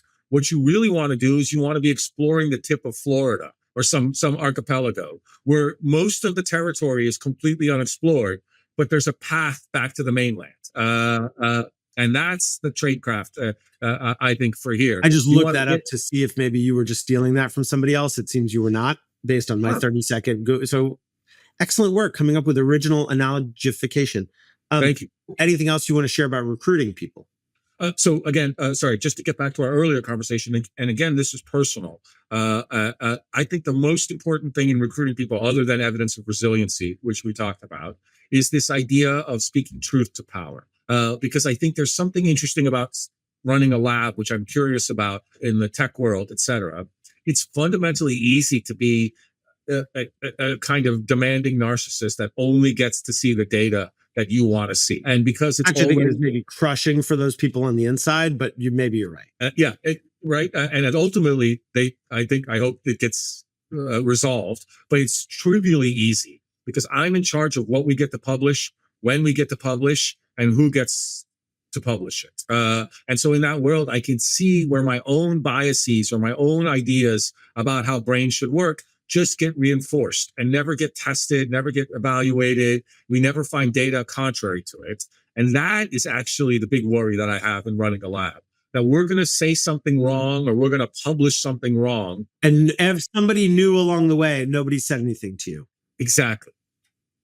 That's the error that I would love to make sure never happens in any kind of organization. Yeah, and I guess, like many things, it's timing and dosage in the sense that, of course, there are also the people who challenge everything. And you're like, listen, just squeeze the pipette. Thank you. Or what, I don't know if there's a phrase for that in science, just slice the brain. Yes, exactly. And so again, it's picking the places where they dissent and being right about it. I mean, there's not no two ways about it. Right. And I think the place where it's hard to argue is in the world of hard work, meaning like working hard, working every day consistently. So what does that mean in science? Because that means different things in different occupations. You're a first-year lawyer. Hard work means don't see your family, hide. I mean, I don't know if it still means this, sleep at the office, all that kind of stuff. It means hours and intensity across those hours. What does it mean in science? Yeah. So I don't necessarily know if it means time-wise, but it's this idea that the experiments will fail. Most things won't work most of the time. And the hard part of the work is facing that failure, waking up the next day and doing it again. So meaning that lots of people's motivation flags. It has to.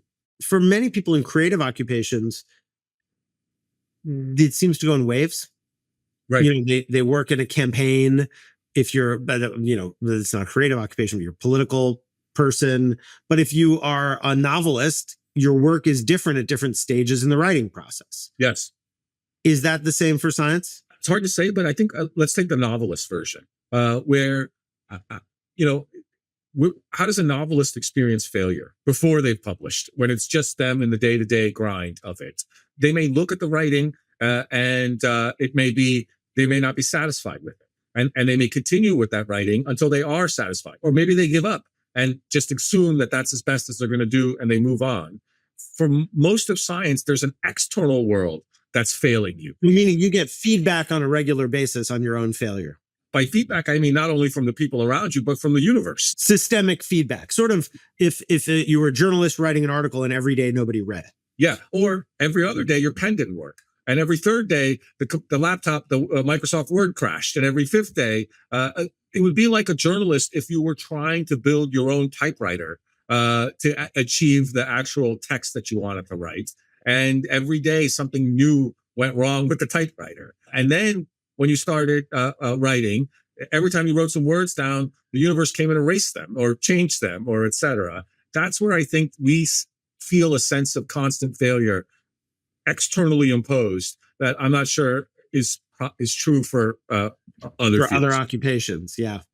It's a profoundly short-term, dissatisfying profession. So this maybe transitions to another topic within how we investigate, which is leading people. Like you, in a sense, are the CEO of your lab.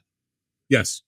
Managing the expectations of others who have to encounter that kind of difficulty on a regular basis, to get punched in the face every day until one day you don't, seems like a very rare, it's present in other things, rare kind of managerial leadership challenge. How do you think about leading people as scientists? What do you think about? My guess is most people who are PIs are terrible managers, because most people who are professional managers are terrible managers. And these are not people who kind of think of themselves as getting good at the practice of management. I don't know. You can tell me if that's wrong. Yeah. And also we talked about this maybe before.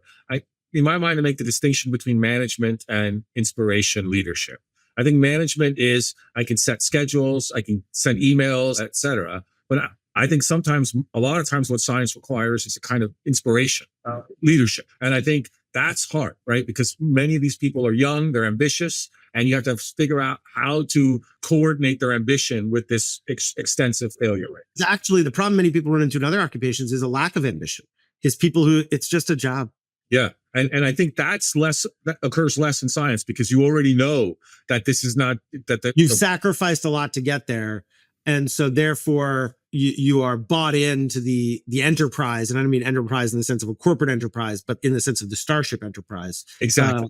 Of what you're trying to do. See, Exactly. I made a Star Trek reference just for you.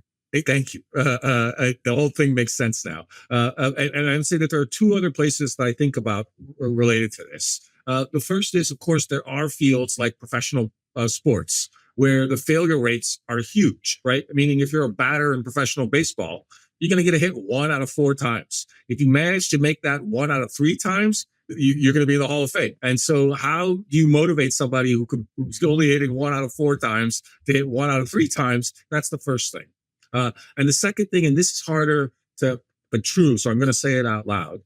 Most labs run because there are 1 or 2 superstars surrounded by a set to a first approximation of people who you tried to recruit, but who didn't live up to that particular. You recruited successfully. You got them and you hope they'd be great. Can you fire them? Is it easy to fire people in science or very hard? How many people get fired from it? What's a typical lab size? 20 people? We're probably on the typical lab size, 9 to 10 people. Okay. How many people get fired in a typical lab in a typical year? 0? So in my lab, I would say about your lab. Let's not make it about your people. Maybe 10 to 20%. So that's actually not that different than and what happens if somebody gets fired from a lab? You kind of like help them find a job at another lab, or they drop out of science, or what? Either find them a job in another lab or find them a job in industry, or help them find a job. Interesting, by the way, what the word is. I've had this running conversation with a guy I know who I really respect, who's often pointing out language. In your world, you call business industry. In government, they call it the private sector. You never say they'll get a job in the private sector in science. Right. Do you? No. We call them, I don't know, companies or business or whatever. We never call it industry. I mean, maybe sometimes, but we certainly never call it the private sector. And it's just fascinating. I've never thought about that. And are there as many different words for academia as there are for? No, because I think of it as academia, but I also lightly affiliated with the university. Right. I guess people might call it research or scholarship but I think people tend to call it academia. Yeah, I think there's just one version of that word where there's many different versions in the private space. Fascinating asides. Sorry, so I don't exactly know this, but there are, of course, other ways to inspire, again, at the highest level in sports, at the highest level in the arts. There are ways to cultivate superstars in a way that the non-superstar members of the team still add value, still contribute, but behind this other force of nature. And I sometimes wonder if that's the right version of thinking of leadership in science. Damn. I think, right? Yeah, because the team still has to function even with the people who aren't the stars. In fact, if the team won't function, if the people who aren't the stars don't put their maximum capacity. Do you feel you've gotten better as a manager over time? I feel like my patience has improved over time. And that's just maybe the change in my own, stage. Another thing to say is your pre-tenure clock is measured in 6 to 7 years. And so there's this idea that, and there's a number, usually you need to get 5 or 6 publications, good ones, out in 6 to 7 years. So there's a kind of clear publication per year ish that you need to prove your scholarship. There, it's really hard to be patient with whoever is not your superstar. I'm going to think about that some more. Let's talk about communication. Yes. The famous scientists, are they the best scientists or just the ones best at making themselves famous? First, I think in any field, it's not obvious that the most famous person is the best at whatever that they do. Basketball players, movie stars. Is famous basketball players usually the best ones, or is that not right? I'm not sure. I don't know anything about sports. I guess there was a time when Dennis Rodman maybe was like the most famous basketball player in the world. Maybe. Right. He just had the hair. Right. I think he had his antics. But maybe movie stars is a better example. But it's not obvious that the most famous ones are the best ones. So I think this is a broad problem. Movie star also not a great example because the definition of best for movie star might be most famous. or at least most able to bring in box office, or some subjective, actor quality that, only some method acting I don't know, some professional can assess. But in science, I'm not sure what best even means. Well, I think, in fair point, I think there's a definition of best in science where being famous and bringing in the most amount of money to a university could be considered, in some metric, the best. Amazing you went right to money. Yeah. Is that like the best scientist might be the one who brings in the most money? Could be. Now, basically, so what you're saying is on some level, the university's business model is getting scientists who bring in grants and taking a rake. I don't know in some sense. I mean, in most senses, that's probably. Because there's also the extort alumni part of the university business model, and the loss leader, which is charging the students tuition. That's right. But also the other thing I wanted to say about science in particular is knowing whether some science is great and therefore the scientist who did it is the best is a long runway. So we won't really know the impact of a scientific paper, especially a basic scientific paper, maybe until we're decades out. Is that right? Like, what are examples of things that seemed like a big discovery at the time and weren't, or things that seemed maybe consequential to some degree, but became much more significant over time? Yeah. So I think one of my favorite stories in this space is a woman named Barbara McClintock, who is studying corn. And she's specifically studying the kinds of the multicolored kind of corn, maize maybe. And she realizes that the way corn changes color from generation to generation, kernel to kernel, is that there are these little genes that jump from one part of... Not big genes? Little genes, not big genes? Yeah, like little pieces of genes that jump from one part of the genome. When you say a piece of a gene, talk to me like I had high school biology. Is that an A, a G, a T, or a C? Like little coding sequences, little sequences. Like little multi-letter sequences. That's right. So maybe 10, maybe 30 letters, maybe more. We're jumping from one part of the genome to the other part of the genome and therefore changing the color. But that kind of technology is fundamentally what led us to being able to understand how to change genes ourselves, how to engineer genes, and led to things like CRISPR-Cas, et cetera. And, Barbara McClintock. By the way, the idea that we talk about changing genes with something that reminds me broiling something in the oven seems very strange to me, because I just imagine genes going into the oven and getting all crispy. Maybe. I think there's a reason, and I don't know why it's called CRISPR. But I'm saying this is, she ultimately won the Nobel Prize, but she suffered throughout her life because no one took her seriously because she made all of her findings in corn. So, that's one example. So hold on, let's ask from the perspective of the scientist on that. Did she know she was doing something really significant? I believe she knew she was doing something significant. All of us, spend our time studying something at some level, must believe that we're doing something. Really? Because I actually think that secretly a lot of working people in every occupation secretly know that what they're doing doesn't actually matter that much. And I wonder if there are scientists who are like, yeah, I get my salary, I apply for grants, I got like the paper thing down, but like, do I really believe what I'm doing is significant? Nah, I just ended up in this place and now I'm dead on the inside. So I think both things are true, meaning a lot of science and maybe a lot of all business is trying to explore the sample space. It's all a sort of a kind of a random walk. When you start that walk, when you're a young scientist, every one of us, I assume, thinks we started studying something because we thought it was going to be one of those paths to biological success. But because there's a certain randomness to it, maybe at some point in your career, you say, look, I took my shot. It wasn't the path to deep insight that I thought it would be. And now I'm happy to train the next generation, produce grants, march on. So I think there's an evolution, but I also think at some level, there's we talked about this, given how much money you can make as a scientist, again, with the money, and given, the opportunity cost of it, most people, I think, at some point in their career think they're going to be impactful when they do science. So they think that particular avenue is going to be profitable, fruitful. The other version, which happens all the time, and particularly in my field, is that there are ideas or theories about the brain. We had one for a long time called synaptic plasticity, where we thought that there were a lot of changes in how learning and memory happened because individual synapses, individual connections between neurons were highly plastic. And although that's a compelling theory, the evidence around it never kind of materialized as it should have. And then I think less people study it now as a consequence. One of my favorite websites to go to is something called PubMed by year. PubMed is kind of the repository of all the specifically biomedical articles that everybody publishes every year. And you could take a particular topic like synaptic plasticity, put it in and see the number of references that have cited it in abstracts over, and most scientific ideas have a nice, standard arc to them. People think it's a good idea. Lots of people try it out. The returns on new ideas or new results isn't as much as you say. So people move on. They vote. New postdocs don't want to carry on in a field like that. Okay. So that makes sense that sometimes the best science doesn't get fully appreciated until later. And of course, people try stuff that doesn't work.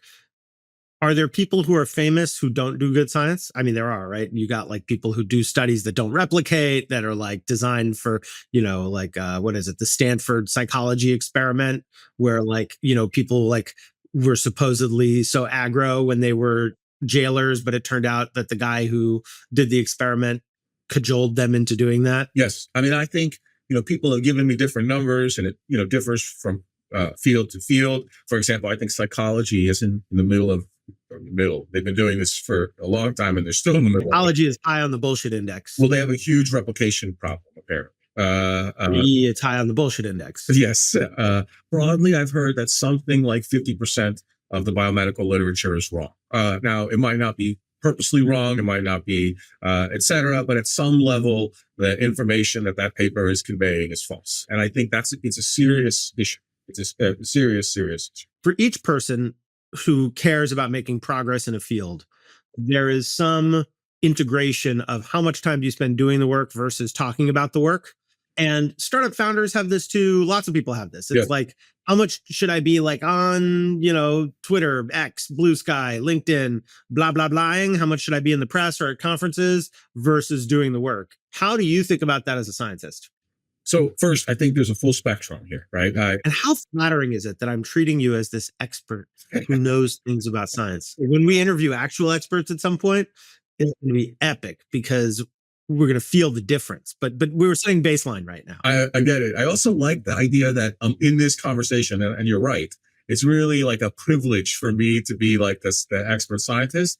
But you don't mention the fact, like, who the hell are you to be asking the questions? Like, that's kind of a privilege for you, right?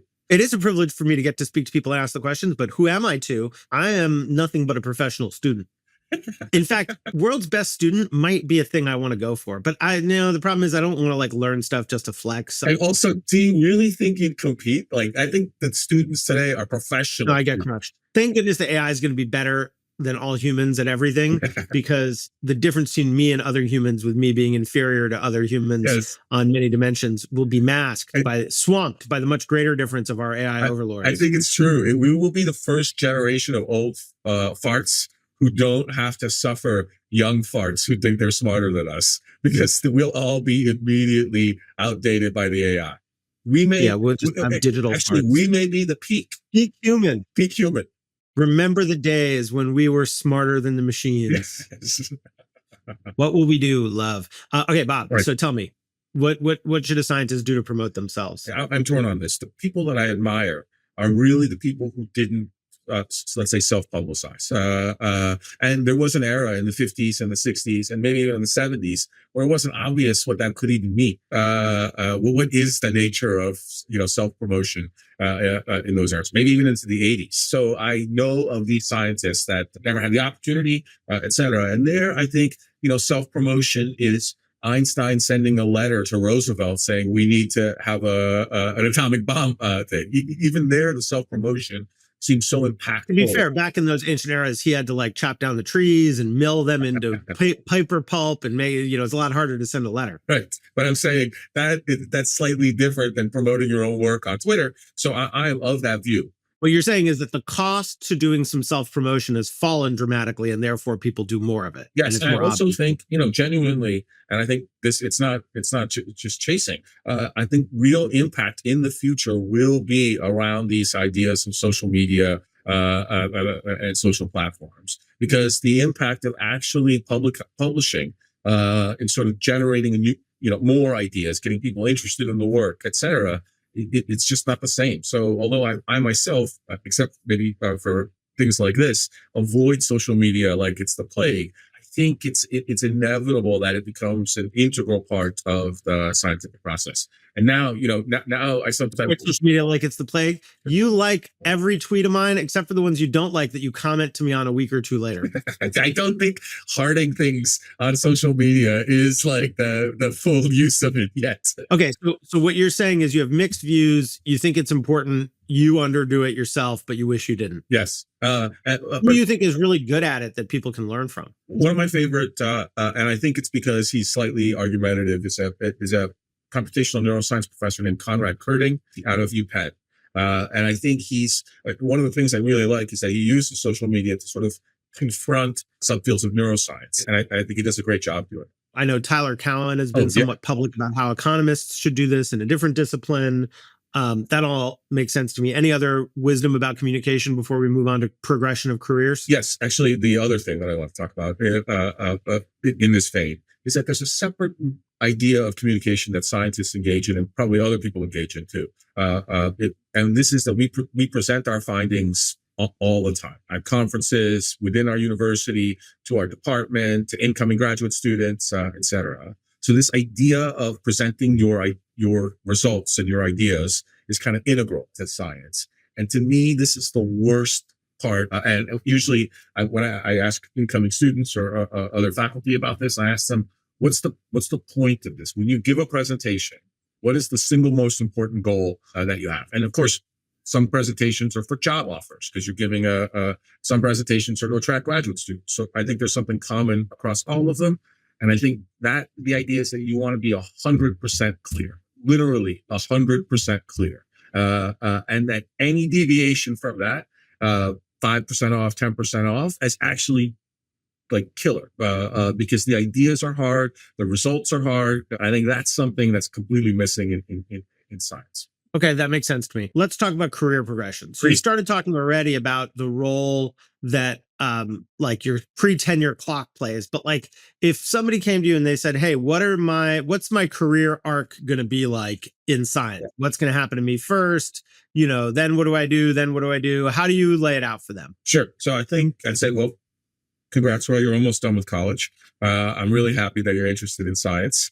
So if you wanted to know what like a standard career scientist is in my field, in neuroscience, what you're going to do next is you're going to, at the end of college, you're going to apply to a bunch of graduate programs. The time frame of a graduate program is something like 5 or 6 years. And the goal, and you'll get a PhD at the end of it. And the goal of a graduate program is to kind of ground you with all the skills, intellectual, technical, logistical, to become a scientist. And you're going to choose a lab at some university where that program is, and you're going to work in that lab for 5 years producing papers. And the goal for your thesis is for you to become the world's expert in one particular subtopic of neuroscience. So after you do that, then what will happen is you'll apply to be a postdoctoral fellow in another scientist lab, usually outside of the university where you did graduate school, just so you could experience the world and experience different science. Here, you may not be working on like one particular object, like one particular subject, like a thesis. Here, your job is to learn more skills, more technical skills, how to new microscopes, new recording techniques, et cetera, and to publish and to show that you have scholarship. Those, again, depends on how successful you are, but 5 to 6 years, sometimes even longer. Mine took over 10 because what we were working on, I hope was hard. And then after you're done with your postdoctoral fellowship, you're going to start applying for faculty positions, your successful faculty position. So you're going to apply and you'll be constrained by what kind of research you want to do, what location you want to live in, if you have a family. And if you're lucky, you'll get what's called a tenure track faculty position, and you'll be an assistant professor. Or as Roy likes to say, assistant to the professor. And there we have what you were saying, Roy, we have something called a tenure clock. And that's when the tenure clock starts. That's when the tenure clock starts. The first day of your job as an assistant professor. And the clock differs by university, but broadly it's about 6 to 7 years, maybe 5 to 7 years, to prove that you can run an independent lab and have a scientific agenda and career. And how do you prove that? Well, again, it differs from university to university, but at my university, for example, we had to produce 5 publications where I was the senior author, where these were science publications about my research topic. And they established me again as the world's expert in this particular field of science that I wanted. So one, it's about scholarship. And related to that is a little bit of, do I have the ability to get grants? Can I make funding? So some universities consider it, some universities don't, but everybody wants to know that you can produce funding beyond it. In most universities, they give you what is called a startup package. So when you first start a lab, it's not obvious how you're going to get grant money. You haven't produced anything. You haven't established your reputation. So universities sort of give you an investment upfront of cash that you spend on the equipment and postdoctoral fellows and future graduate students. That money runs out. So they want to know that you're able to produce your own funding and move on. So scholarship and a little bit of funding. Second, in many universities, including mine, you have to show teaching. So you have to be able to, either contribute to an existing course, either in the graduate or undergraduate program, or create your own, and then sort of service and commitment. Are you participating in faculty, university groups? Are you moving university objectives forward? So scholarship, teaching, and service are usually the kind of three pillars on which you've decided, on which you're judged, and they give you usually about 5 to 7 years to achieve it. Okay. And then you get this thing called tenure. And the nature of tenure is different at different universities, but broadly what it means is you have a job for life. Absent like doing something actually wrong, the university can't fire you. There's differences, restrictions. You have to keep maybe active teaching, et cetera. But it's sort of this moment where you at least have a job for the next 10, 20 years. And so that's actually the moment where there are no more particular goals. There's one more progression. When you get tenure, in many places, you're usually called an associate professor, no longer an assistant professor, I guess associate to professor, depending on who your friends are. And it almost always means that person, the associate has tenure and the assistant does not. Yeah. Okay. Got it. The last stage left is full professor. And it's not, I'm not yet, I'm an associate professor. That's something another 4 or 5 years, perhaps down the road. You get advantages. You're able to serve on committees that you wouldn't be able to serve on. You'll get a salary boost, but there's nothing fundamental there like there is with pre-tenure versus post-tenure. Okay. And does the nature of how you do science change in these? I mean, obviously you're learning at some point, and so that's different, but like, pre and post tenure, would you pick what questions to study differently? Absolutely. So I guess that means tenure works on some level because it's meant to affect what somebody would study. That's right. And in fact, it was really, I think, not necessarily in science, but in the humanities, it was to let you, study without consequence. Things that topics perhaps that even, are so on the edge that it would have been hard to justify or inappropriate. These now topics can get studied, which is it's like meant to make you cancel proof. Allegedly. We're cancel proof within less to make the things you have to do to get canceled to be things other than which scientific study topics you choose to study. That's right. And also, it's obviously you still get canceled for being a criminal or whatever, Maybe another way to think about it is that the risk of your portfolio can increase. So pre-tenure, I had to make 5 substantial science papers. And so my risk reward analysis around that was different than how I think about it now when I don't have to produce a certain number of scientific publications. And to me, anyway, the risk of the scientific project is that amount of risk is that's acceptable to me is much larger post tenure than it is pre-tenure. All right, so that's the career arc. Yes. Let me ask you about the inner life as part of this as you progress in your career, because we've talked about like what kind of science you do, what you have to achieve in terms of outputs, papers, etc. By the way, after tenure, what's the least you could do and not lose your job? There are people who've tested it even as we speak. I think you could easily teach 1 or 2 courses a year and nothing else, and not do any research. So inner life. Yes. Happiness, unhappiness, what the worries are, like start talking to me about that experience along the path as a scientist. What did you worry about earlier in your career? What do you worry about now? Give us that arc a little bit. When I started off as a graduate student, and you knew me when I was a graduate student. Not when you started off, because you were old when we first met, so you were already a graduate student. No. I started at Oxford with you while you were there. Yes, I remember that. But before that, were you in college? No, I was in medical school. Oh, is that not a graduate school? Yeah, fair enough. I meant graduate school, like towards a PhD program. Oh, you meant doing scientific research. Yes, and maybe towards a. Were you doing research in medical school? I was. Because it sure seemed like that picture was in a lab. It's just that you weren't on path to get a degree in research. Well, when you're a graduate student, there's, again, the risk reward ratio is slightly leans towards risk, because your job there is really to just learn stuff and demonstrate that you're good at the job. So it's less outcome based than process based. And I really, relish that. So I would have crazy ideas. I would think about things that I think weren't necessarily on my path for my thesis. And it's what, attracted me to the idea.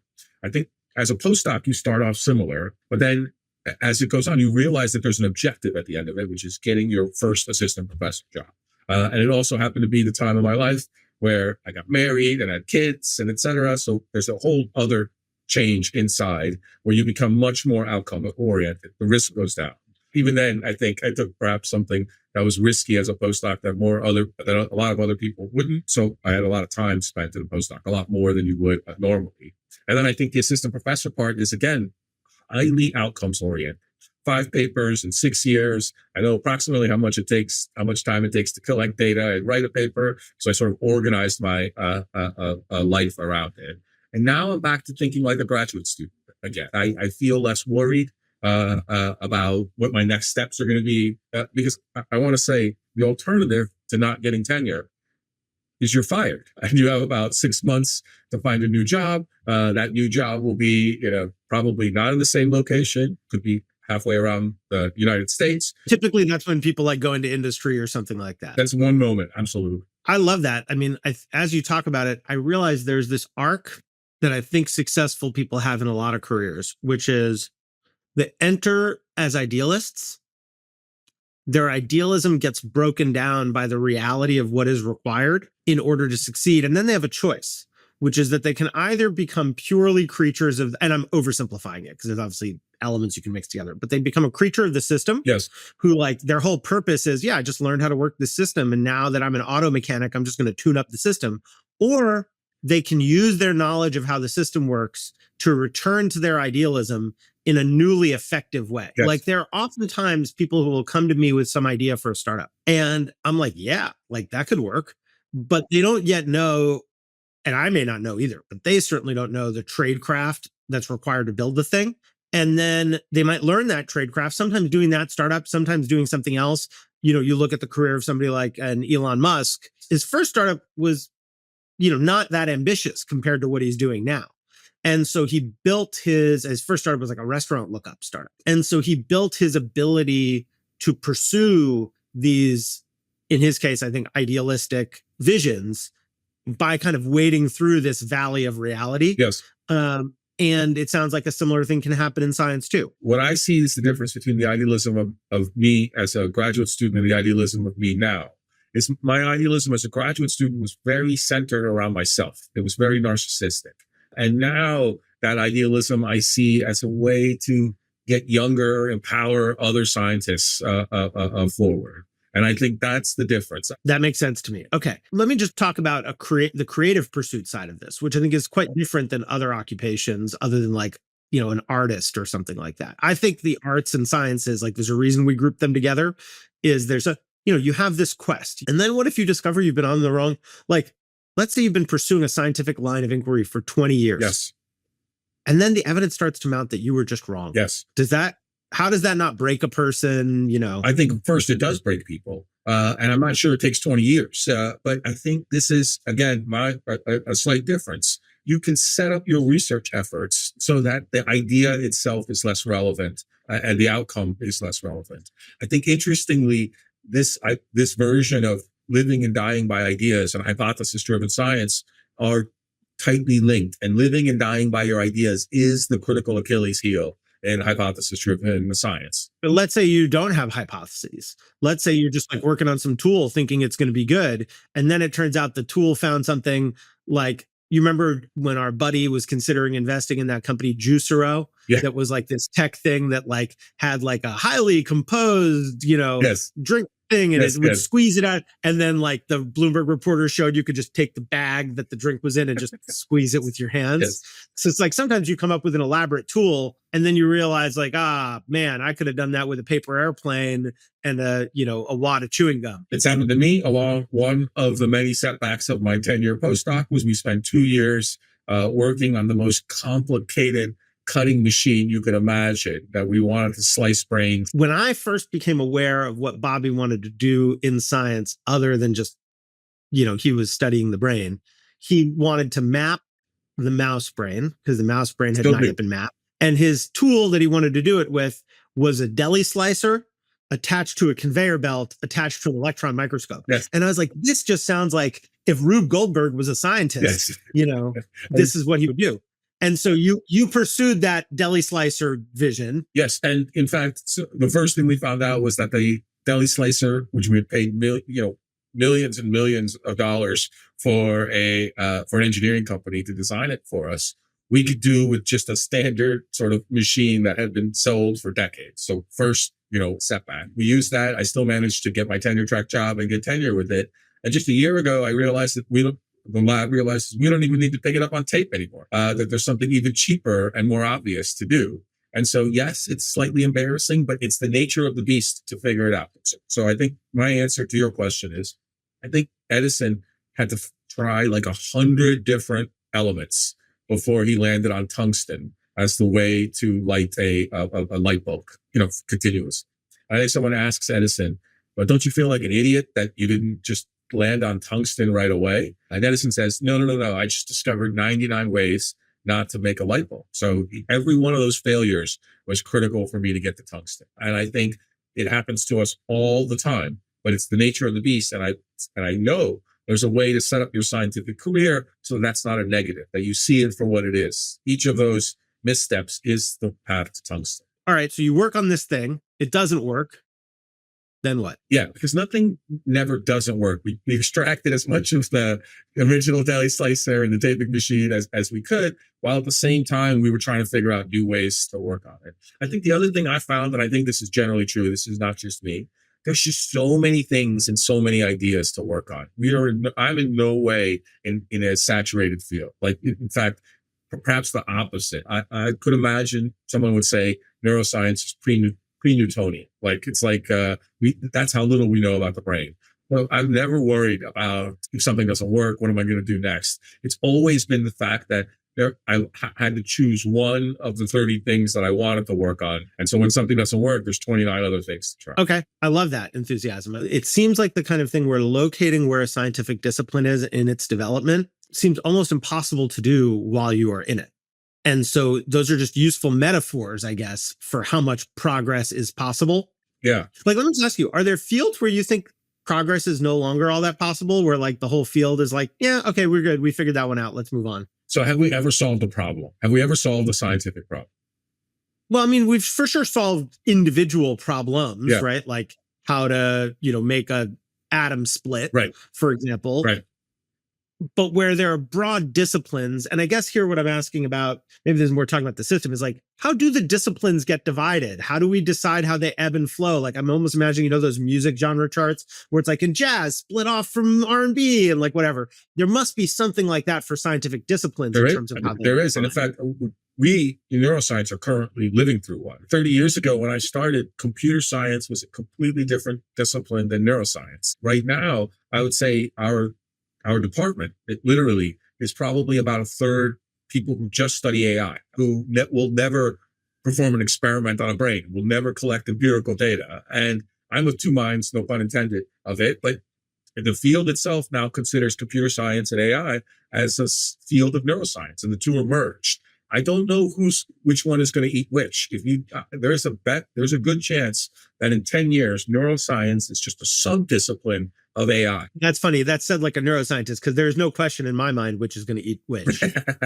I think it depends on how close you think we are. Computers are very hungry. You have heard that software is eating the world, but computers are eating all of it. Are we going to get such sophisticated AI that we will still not care about how our own brains work? No, I think we'll still care about how our own brains work, because I have a theory on this, which I'll share in a second, which is I call the human dimension theory. But I think the question is whether the study of the brain will be more pregnable to the tools of what we currently call neuroscience, which is like wet work and, like that kind of thing. Or if computers, software will end up driving more of the progress in the understanding of our own brain. I think we will always want to understand ourselves because we are anthropocentric, because we're people. Right. And so the human dimension theory is as follows. There's often like a speculation that we have about like, what will the last job be? And I have an answer to that question, which is almost tautologically true, which is the last job will be a job where we, as the buyers of the service, value the fact or the good that it was produced by humans, as a, like, the same exact story written by a human, the same exact therapeutic advice given by a human, we will value differently if there is going to be such a job. And the truth is we already have words for this: handmade, artisanal. Sure. And then you start thinking about it, it's like, maybe that's all we've been doing all along. Right. The universe is out there producing its stuff. Yep. AI is part of that broader universe when it hits escape velocity. And we humans, just care for each other. The only, I think, meaningfully deep challenge to that theory in my mind, I think there are probably many I don't see, but the only one I see is that as technology becomes infused in how we live, it shapes our view of our own nature. And we become cyborgs, which we already are on some level. Like, part of my memory lives inside this little guy. We humans care about ourselves and each other. And the only question is, will how we define human nature evolve? And look, one of the reasons I'm excited as what do you call a consumer of science? Like, I know what a reader is called, but like, I'm a scientific, I don't know if it's fan, because I don't like really read the latest and greatest, but I think of myself as a consumer, as a reader of science in the same way I'm a reader of novels. Yes. Like, my life is enriched by understanding the science that is made. One of the reasons I'm so enthusiastic about neuroscience is I believe that we advance as human beings when our self-conception, our concept of human nature changes. Like, if you believe life is nasty, brutish, and short, then you want a government that, acts in certain ways and a society in certain ways. If you believe people are inherently good in the state of nature and must enter into social contracts, then you have a whole different thing. Basically, every organization of economy and society right now, I would say the dominant view of human nature is Homo economicus, which is to say, like, we are utility maximizing machines that are, there's a lot of reasons to think that's not fully true. And I hope that the study of neuroscience gives us new ways to understand ourselves. Now, here's the extra messed up part, is that our vision of human nature shapes our nature. And so that also, like our integration with technology, is a recursive process. And then you get all meta and recursive, and then it all explodes. So just two things before I forget. First, just to the last job, which is an idea that I love. While you were talking, I could not think. I wonder if the easiest way to predict the last job is that it'll be the same as the very first job. The very first job, if I remember my history right, is priest. Priest. And I suspect that'll be the very last job. It's just the gods will have changed. We will still be dealing with inscrutable forces of nature. I remember I was once taking a cab with my friend Kevin, and we saw a movie poster for that movie Shazam, where like the guy's got that. I love that movie. And I said, when the aliens arrive generations from now and they see this, what do you think they'll think of that? Right. He's like, oh, they'll think that those were our gods. Right. Like, you think the Greeks actually thought Zeus was like a god? They was like their comic book character. Right. There is something, I think that's powerful. And there's a way in which ministry is an essentially human to human act, but not necessarily. I mean, there's this guy, Anthony Lewandowski, who has a complicated reputation, but has definitely been instrumental in our progress toward the self-driving car, or at least from what I understand. And he set up a church to pray to the AIs. Right. And so I think some of it might have been a tax thing, right. But I think some of it was like, if our overlords are going to come, aren't they going to pick as their capos the people who like prayed to them at first? But I haven't really looked at it. I meant perhaps even stronger. I meant if we went from the very first job, which is priest, to all the jobs that we have now. Let's say we're at the maximum number of jobs in the history of human. Must be true that we have more jobs now than ever.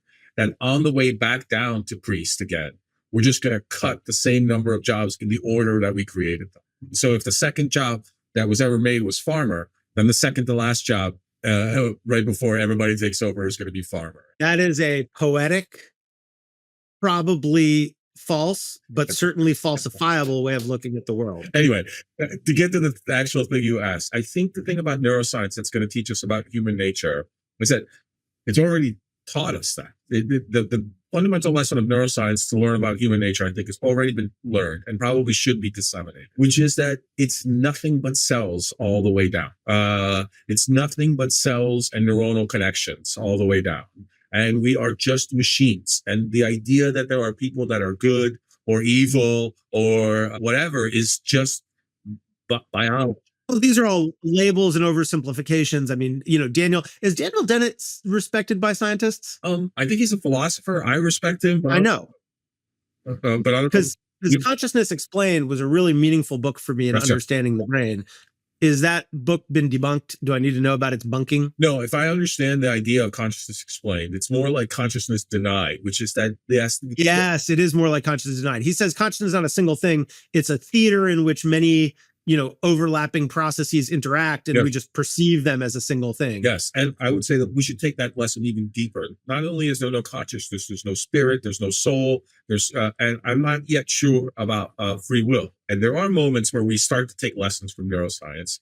When I teach students, I tell them about this all the time, is that when you used to get a DUI, it was this idea that you had bad will or bad character, and you had to be punished for your way out of it. But now I think our legal system recognizes, well, that's a physical addiction. It's the idea of being an alcoholic has a biological basis. So we treat the illness instead of punishing the criminal. And I think that is the fundamental lesson of neuroscience, which we need to embrace. Let me ask you something that is just still in the inner life thing before we move on to talking about the system for a few minutes. Do you think the nature of the inner life of a person and the challenges to the inner life of a professional are different for a scientist compared to what you understand from your friends or loved ones who do other things? I think so, because at some point, there's no obvious next step. There is still a set of scientists who want to win awards. Maybe that's how you measure progress for your career. And there's a kind of a path. I kind of need to know which journals I need to publish high profile papers, maybe even which topics are the most likely to get me the awards. I can't remember, even for Nobel Prizes, who wins awards, 5 years after they win them. So it's not a thing that I've doubled down on. And so in that world where you kind of want to make scientific impact, like long lasting impact, it's not obvious what to do next. And I think that's sometimes paralyzing for people in science versus other fields. But maybe not. Maybe like our friend Adil, if you're at some high level investment person, there are no obvious next steps. Well, the deal of medium level investment person, he's high prestige, but medium level. Okay. I'm sure he'll love that. Deal? Yes. We did you. Medium level. You get medium plus. High minus. High minus. Now that'll be a title for an overachiever's book. We'll name it after what my mom said that one time. Where did you leave the other 3 points? High minus.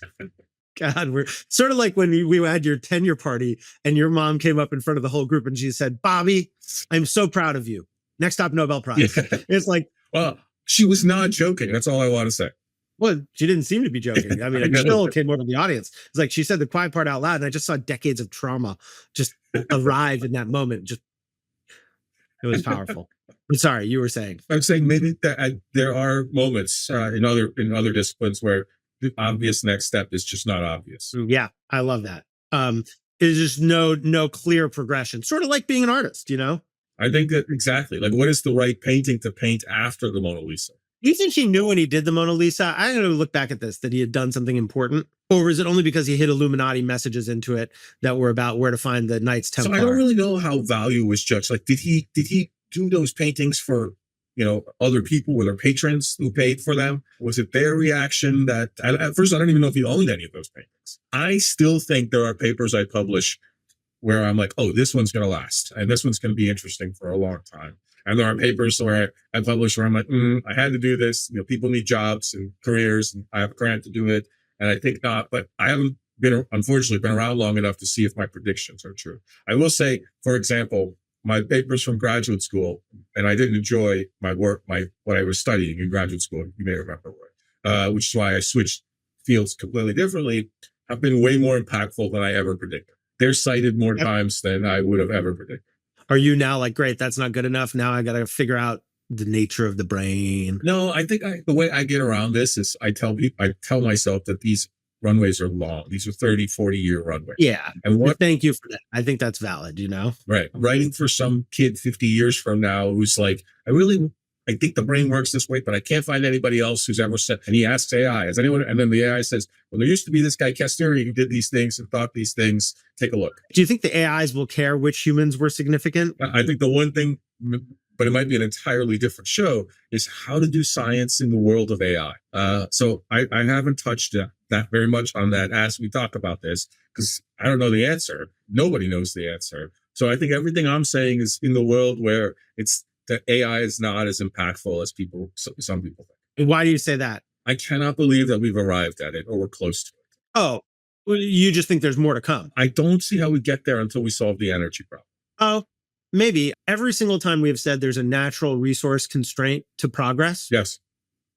We've been wrong. Whether that is truly different than progress in transportation, progress in financial, instruments or whatever, is, I think, the question. Every other sort of engineering effort has broken under us, but we've never been successful, I think, at engineering intelligence. And that might just be, of course, I did say there's nothing in brains but meat, right? It's just neurons. So there is no magical soul, etc. So in theory, it should be possible to engineer and break intelligence, but we'll see. Okay. Can we move to talking about the system? Please.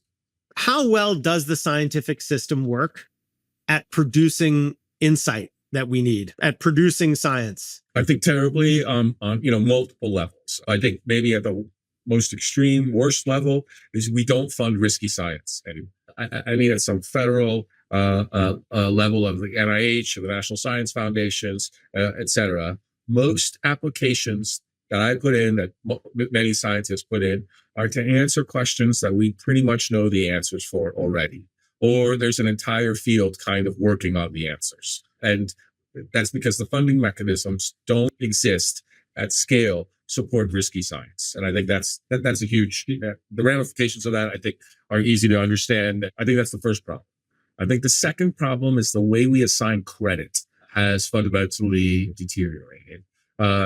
Given how many people publish papers and how many journals and how many articles there are, most hiring committees, most funding committees, most awards committees short circuit this process by looking at the journals that you publish in. In my career, definitely, but in everyone's career who tries to be a high level scientist, there are like Nature, Science, Cell are the three journals that everyone has to publish in. And who gets to publish in that? And the reviewers and the gating process has become so distorted that it's hard to judge the quality of science being put in there and to judge it relative to any other article that's been published. So I think those two are deep problems. And I think the third problem, which is, I guess, I don't know, ironic or whatever, is they're just, in my field, they're just way too many scientists. Too many. Too many. I thought we didn't have enough scientists. We need to get everybody to go be STEMers. So I don't know exactly the right distribution, but wait, recap what the three are again. So, too many scientists is the last one. What are the first two? Fund riskier science, come up with a better way to assign credit, and figure out a way to. Everyone's going to hate me for saying this in my world, man, but I seriously think we're producing too many scientists. Thank you for saying that, because that is important and different than what one typically hears. So let's start with that one. So like the fund riskier science, like progress studies, Patrick Collison, like all this stuff, and like people are the philanthropy, blah, blah, blah, accepted, understood, like the known issue, right? The credit thing is subtle and important. But let me actually, let's do that one because it might be easier first. How should credit be apportioned differently than today? Like tell me who gets credit, who does not get credit, who should, There's a hard problem. It's not just sociology. The hard problem, again, like I was saying, is that the runway for whether something is truly important science or not is 30, 40 years out. So it's very hard to judge on what will be valuable science, studying corn that winds up CRISPR-Cas versus some flash in the pan. So I get the problem is hard. I would say then the way we would assign credit is by mentorship and by how many other great scientists whose careers you can build. All of our credit measures are within a single generation. The idea that a scientist's output is in their lifetime, which isn't true. So a scientist's output, a good one, is both in the papers that survive and the progeny that survive, that live on and carry. We don't have good ways yet to assign credit around that. I like that. That makes sense. Okay. And so now let's talk about too many or not enough scientists. It seems to me like it's sort of like saying we have too many novelists. Like it's obvious that we have too many crappy books. Yes. But also we need more exceptional books, however defined. And I'm not talking some like literary thing. Like I think, a good romantasy can be exceptional too. And I don't know how to get more of the exceptional without more people trying because it's such a probabilistic process. That's right. Like I would like to have another, let's not pick Einstein, another Marie Curie, another Barbara McClintock. Yep. And I don't know how as a world we get more of that without having a bunch of Bobby McClintocks. I think the answer is in exactly those people that you said. What is it about Marie Curie and Barbara McClintock that allowed them to do the things that they did? And I would say both of them had a fuck you attitude about about both existing scientists and about the existing scientific frameworks. There's a funny thing people do in different occupations, which is they forget the basic tenets of their occupation when they're talking about their occupation. Tell me. So like, let's take this. All right. You had a couple of outliers. First of all, N is so small. There are so many factors at play. They may have had this factor, but did they have it more often than people who were failures? Like you got to study the degree of I don't give a fuck in all the people who failed too, in order to know. Yes. So here were there people who were just as successful who gave a lot of fucks? Like, and there probably were. I don't know. So that just seems to me like a bit of a just so story. Yeah. First, I agree, and I'm going to give you just some more just so answers just to see.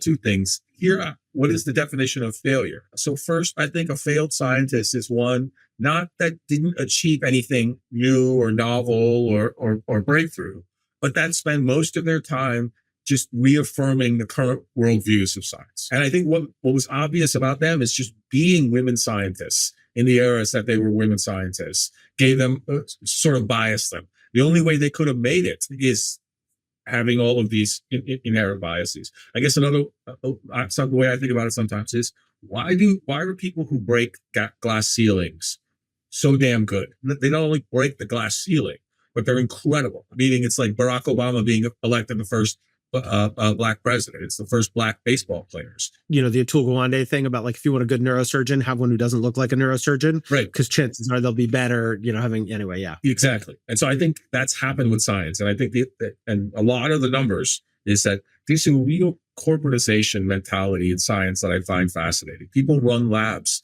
like they're running startups. People run labs trying to estimate what the return on papers will be from an investment on a grant and how they could turn those papers into new investments from new grants, which is great. And I think it's a reasonable part of science. But that pendulum of the set of scientists who want to knock down the existing frameworks and build something from scratch or new is what's missing. That makes sense. Other aspects of the system. Scientists, we've talked about money a lot. Scientists make a lot of money compared to person who works in fast food. Yes. But not a lot of money compared to the other career alternatives that most scientists could pursue.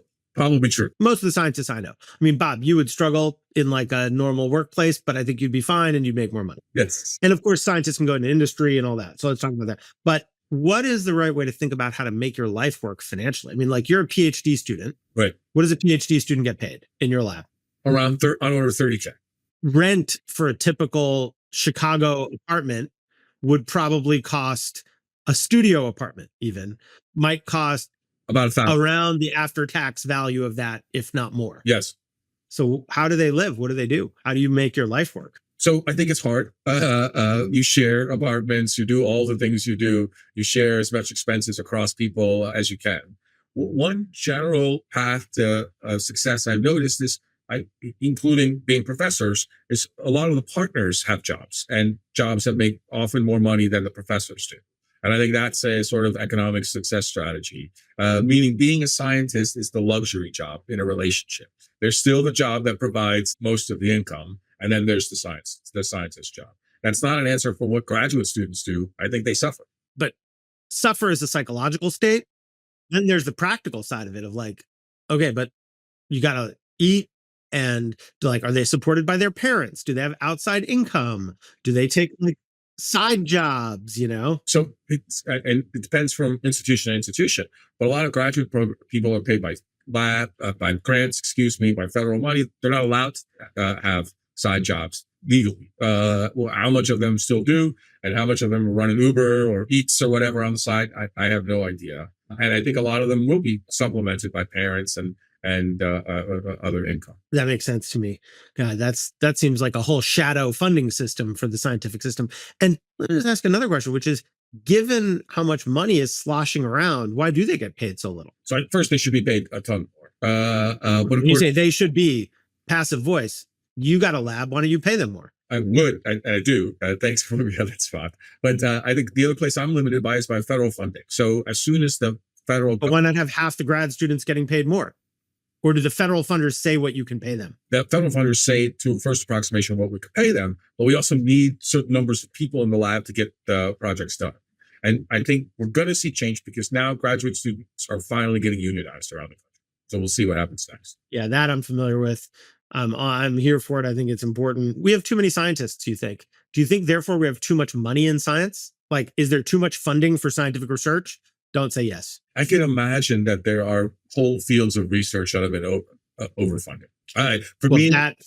For me, at some brutal level, at some brutal scale, a lot of the Alzheimer's research over the last couple of years has turned out to be not only wrong, but possibly fraudulent. And it's a field that has exploded in scientists to try to solve the cure. Of course, I don't want less people working on Alzheimer's, but just given how stinky the field looks and given the amount of resources you can throw into it, I feel like either the amount of money or something has to change in that field.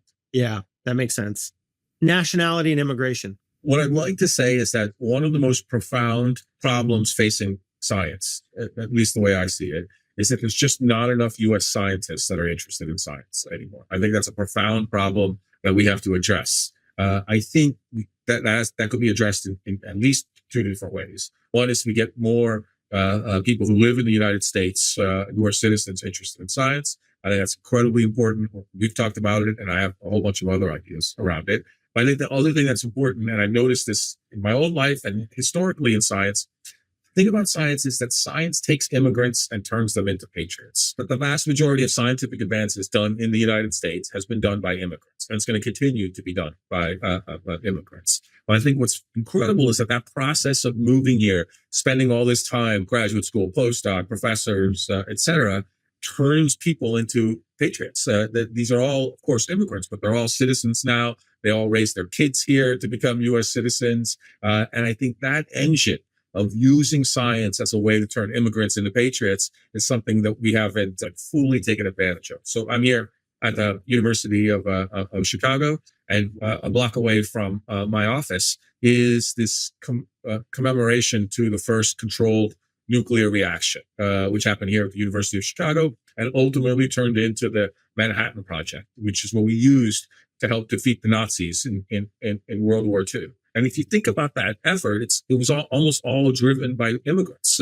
Here at the University of Chicago, it's Enrico Fermi. On the national level, like we're talking about, it's Albert Einstein and other immigrants that they push this project forward to defend our way of life, against the Nazis. And I think that's a really profound lesson that we need to take advantage of ASAP, because I think otherwise there's a huge scientific crisis.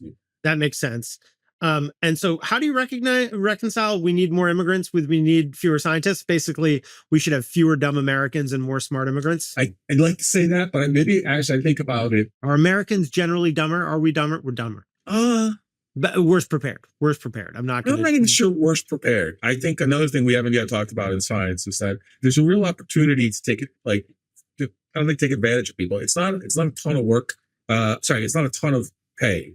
But there are people who will work 100-hour weeks doing this job. And a lot of those people are not Americans. That makes sense to me. Because for them, it's a way out. It's a way out to get established in the United States from whatever country they came from by working harder than anybody else can. I love that. I think what I mean, Roy, is I cannot believe that we have enough scientists. I just think there are some fields that are saturated and some fields that are totally underrepresented.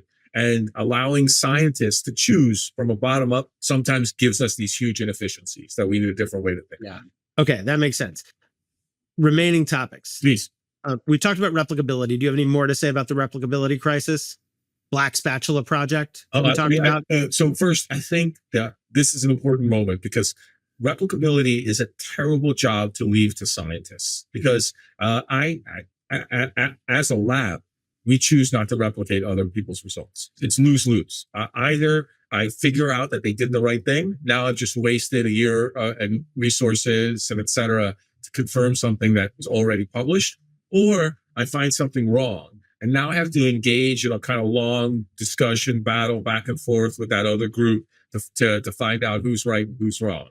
So making replication a job of scientists, the incentives were never, ever right. And now that we have AI helping us, I think it's actually a moment where we can take replicability serious. That makes sense to me. And so that means that we can replicate at scale, basically. Right. And it does seem like, I mean, look, in every field, you have these like shockingly small errors Yes. that embed themselves deep in a system, like a type 1 versus type 2 error, Yes. a miscalculation, a misplaced decimal point Yes. that ends up metastasizing into the deep beliefs about something and propagating because we want to believe these things. All right. So that's one thing AI can do. What else can AI do? I use it a lot now to try to come up with new ideas. So I'll put in all the literature on a particular version on a particular topic that I care about and just ask it to brainstorm ideas. They're not great yet. They're mostly obvious, but it still saves me a tremendous amount of effort. So I think that will accelerate. I think to the point where it comes up with scientific ideas is super interesting. And in fields that are theoretical, could the AI just make the advances directly? I'm assuming there's a moment where it's like discrete or highly theoretical mathematics becomes completely disconnected from humans, and it's a loop just within the AI itself. Interesting too. The other thing that's interesting to me is explanation generation. I'm intentionally not using the word hypothesis, or like upload all the data. Yep. And then tell me what's the grand unified theory that connects gravity to quantum. Yes.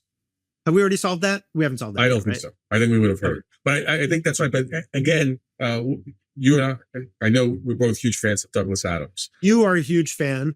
I am merely a fan who has read one of the books and thinks there are some very clever ideas. In the same way that, like all Star Trek fans, you assume everybody around you who tolerates you when you talk about Star Trek is a Trekkie because confirmation bias. I am not a huge fan of Star Trek. I believe it has some profound ideas. Yes. And, I'm very happy with its Jewish influences. Wait. And I'm not a huge fan of Douglas Adams, Okay. although I think he's a wonderful writer who has written some things I've enjoyed and added to my understanding of The Meaning of Life 42. Okay, so maybe I'm sorry to overstate it, but there's a moment where the characters in one of his books, they decide to build the largest supercomputer in the world. And it's actually the size of... No memory. It's the size of a planet. But what if the universe already is a supercomputer? I asked the AI about this and it explained the ways the universe might already be a computer. And man, it was blown up. Anyway, sorry, keep going. Okay. And they ask it the question, what's the answer to the meaning of life? Okay. Mm-hmm. And yeah, 42. Yeah. Then it turns out that it was the question that they were around after the whole time. And that's what took the really long, hard part, was to define the question. Not the answer is the easy part. And I'm sure that AI fundamentally will give us answers to all kinds of questions that we could ask it. But when AI starts to figure out what the right questions are, I think is when we really start to fucking make progress. Mm-hmm. I like that. Okay, that makes sense to me. That makes a lot of sense to me. Last thing for me on the system, and maybe you have some other stuff, but universities, do we need them? I don't know anymore. So I think there's a couple of things that universities... Said very compellingly by somebody who just got tenure from a university. That'd have been harder to say. Yeah. For folks who don't know, this conversation might have been brought to you live. When did you get tenure, Bob? Last March. March of 24. 24. What do universities do? And I've always thought perhaps differently than other people, especially in a research university. The purpose of the university is to do world-class research. There are places where education is the main purpose of it, but that's not, for example, the University of Chicago or Harvard or Princeton or any of these are research universities and they're world-class research. And the idea has always been that students learn what they need to learn by watching us do research and participating in it, as opposed to a didactic going to class, doing kind of lectures, etc. Now that mission has changed over time, where teaching has now become as big not only a mission, but money source for universities. And I don't see why students need to come listen to lectures by professors to learn anything anymore. Okay, so that aspect. Are you a better neuroscientist because the university collects other academics together in one place? Yes. So first, certainly they collect enough neuroscientists in place for me to collaborate to keep the lab running. And second, there is. But you could have an independent lab without the university, couldn't you? Wait, meaning how? I don't know, like a self-funded lab. Or the government funds the Bobby Kasthuri lab. Sure, and there are places. How much money does University of Chicago take from every dollar the government? It changes, but I think here we're at like 40%. And in exchange for that, they probably give you things like you don't have to pay rent for your office. Yeah, the electricity, the Wi-Fi, heating. Well, pretty expensive Wi-Fi. Yes, but all I meant was, and there are, and the brand and all that. And there are models where the federal government funds research directly without an education mission. These are the DOE labs, the national labs like Argonne, et cetera. Now, they also take indirects to keep everything going. But so the education mission of the universities is hard for me to justify. Now, a separate thing it offers is, of course, gathering those kids together, these incredibly bright kids, letting them interact with each other, letting them set up their networks so that they can carry on with the rest of their lives using them. I think that mission still stands, but that's less relevant for me and the scientific progress of universities. I think what is nice about universities is this idea of tenure. And tenure then is just a function of their wealth, meaning if you had sufficient funding, you could self-tenure yourself. Fair enough. I am tenured as member of actually, I'm not tenured as a member of my family, but I hope to remain. Hi, honey. Right. So and you don't get that in pharma. Of course, self-sufficiency is the best kind of tenure. By the way, it is kind of surprising to me. Like some scientists do get rich, right? Yes. It's surprising me that they then tend, I don't know, maybe I just am not aware of it, to like fund their own lab and be like, great, now, yeah, I will study whatever I want for the rest of time. Yeah, I think so. Let's say to fund a lab takes about $1 million. My lab, let's say, or big lab. Just for the readers out there, that is $1 million. Yes, I assume. Which, what do they call that in the finance industry? That's not a stick. That's not a yard. Oh, it's a stick. Yeah, I think $1 billion is a yard. Yeah, so let's say I have on order a stick to fund a lab. So that's to do that personally. It's not that much money in the scheme of lots of money out there. It's a lot of money in the scheme of like I work in the service industry, right? But it is not a lot of money in the scheme of person who got wealthy. No kidding. Bob, you read the news. Don't pretend. Don't play this shtick if you don't understand wealth culture. But you read the New York Times, you understand wealth. Wait, hold on. I just did my math in my head. So that's $1 million after tax, right? That you'd spend on your lab annually. So you'd have. So that means let's assume you get a 5% rate of return just for a second. Please. That means you need to have $20 million to endow it forever. And most of the people who sold a company to Facebook made $20 million. But that $20 million means you're taking the entire $1 million you get and putting in your lab. Well, yeah, but most people who make 20 million make more than 20 million. Right. So I was thinking, so let's finish that. I was thinking to fund your own lab, you needed to have some personal wealth of like $50 million.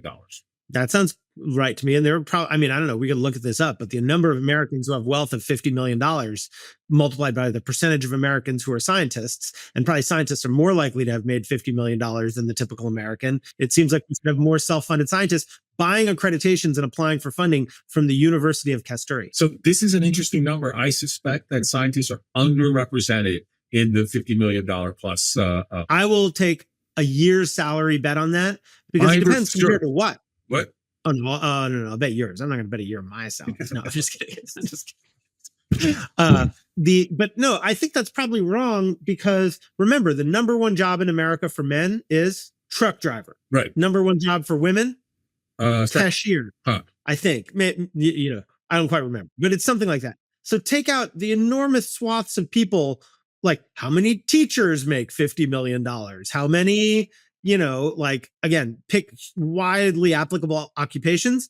If you're talking about jobs that are in the PMC, the professional managerial class, you might be right. But the professional managerial class is a tiny percentage of the overall population. So I think relative to the overall population, scientists are probably overrepresented. It's just represented relative to the professional managerial class, they may be underrepresented. That's just a hypothesis. I think I'm at the latter. If you took all the kids I went to college with or whatever. Yeah, but that's not a relevant. Why is that a relevant comparison? Because we went to the same college. So we're sort of normalized out. Sure, but I guess, okay, so fine. So forget about the percentage for a second. Please. Let's say the percentage of people we went to college with ends up being, I'm making this up, 10% scientists, probably lower than that. Let's just say it's 10% scientists. And let's say of the percentage of people who make $50 million or more, that's only 1% scientists. Still, seems like we should have more self-funded science as part of that. Let me say it a different way. In my entire time so far, it hasn't been long, but at places, like Princeton, Harvard, and WashU and here, I've never met a self-funded scientist ever. I know. So that's what I'm saying is doesn't that seem weird? Like, why is that? Well, so if you think the numbers are that, I think then the other answer is once you make that money, you die interested in putting it back into your job as a scientist.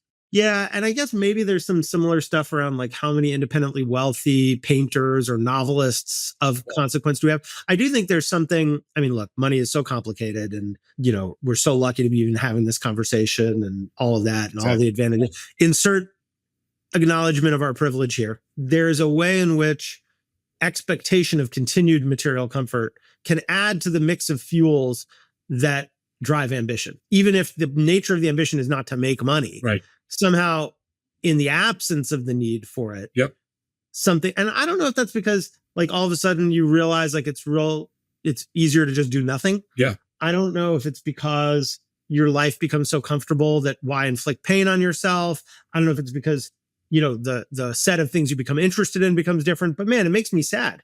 Like I would like to see more wealthy people devote money to their own to science, Yeah, I think it's their own or others, by the way. I get the sense some philanthropy goes to science and maybe some individual, but I don't know. It's not that many people sitting there going like, oh, NIH didn't fund this study, but I think it is good. Yeah. And also I think if you said the same words at you told me this or somebody else told me this, at some level of money, it matters what the other people with that money think.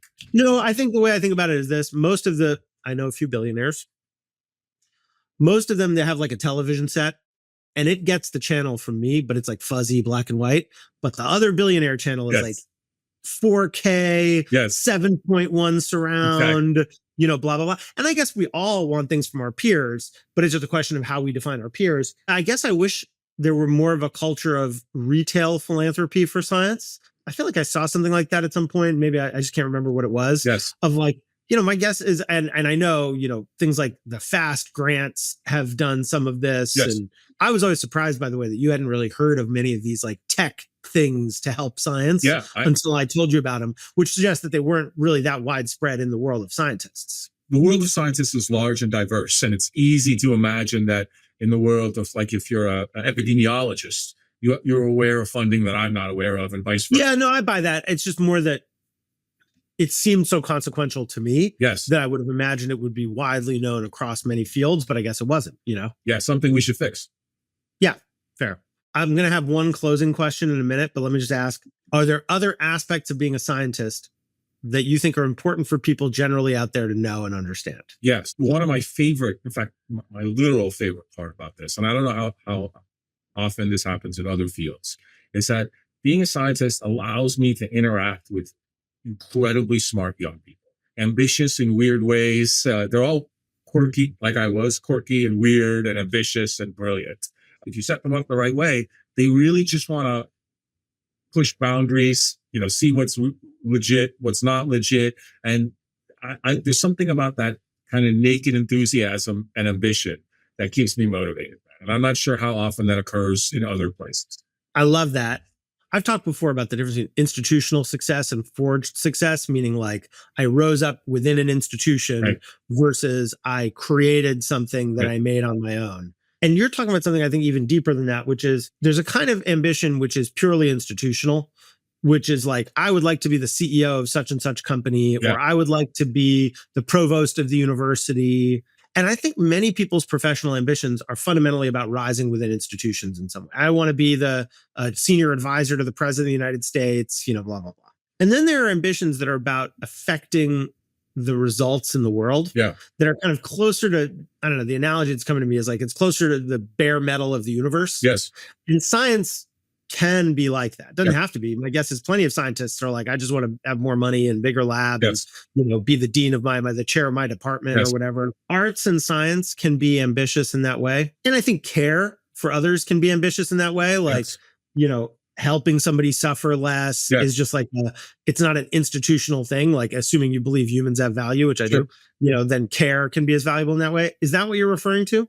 Yes, also, but I mean something even more deeply personal, I think, is that I've now set it up, especially with students and younger people, where I talk to them and I feel like I got the chair and the whip. Like I'm talking to lions and tigers. They are going to jump on me and prove me wrong. And they're just ready and willing to just tear the world up. You remember what this felt like when you were that age, Roy B. I remember you like that. Maybe it's because we got to spend so much time with so many ambitious people when we were young.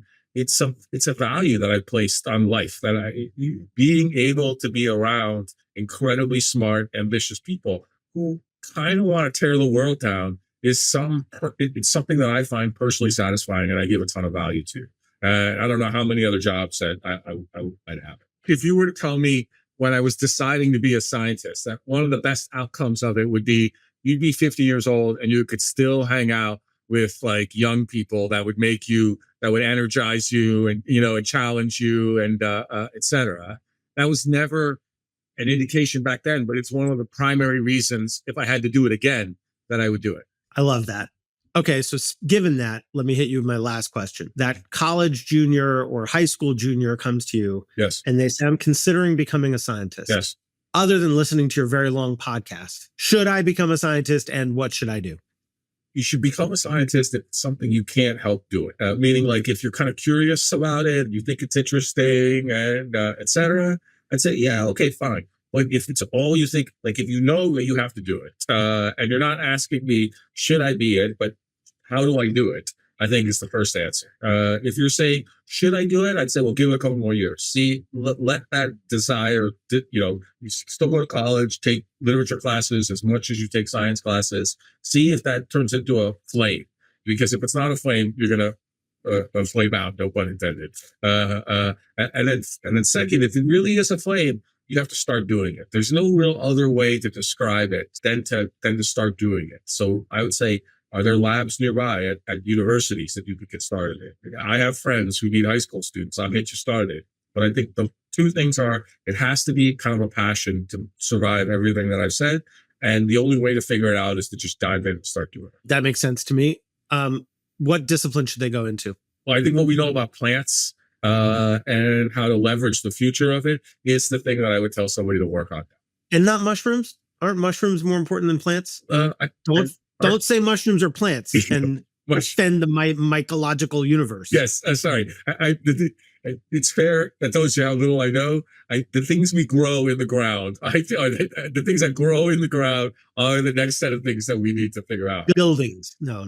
That makes sense to me. And, here's what I love about that answer. The Graduate, because we're old. We've seen The Graduate. Yeah, but that's the opposite, right? Plastics is the rational thing to do that's depressing. Yes. Many of the best things to do, I think, are only worth doing. And by the way, of course, there's a place of privilege to be able to even think this way, but they're only worth doing if you want to do them despite rationality. Right. And I think starting a startup is the same way. There is no rational calculus. Yes.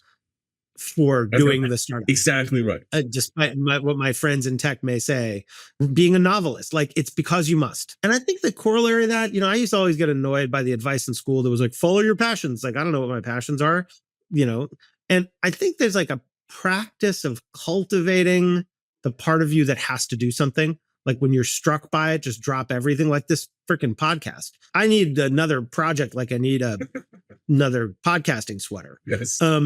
I just want to try, and it's slightly irrational. And I think that's the best answer, right? And you asked me a question, I guess now 2 hours ago, where you said, "What's some characteristics of the best scientists?" And I think that one characteristic of a really great scientist, a really great artist, a really great novelist, is this ability to be both rational and kind of clear about what you want at the same time. That makes a lot of sense to me. See, if my kids said they wanted to be startup people, I'd be like, hot damn, that's awesome. Go do that.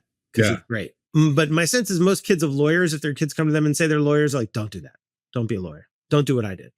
And where are you in this? Again, the upside is so big for me. The life, the curiosity, the etc.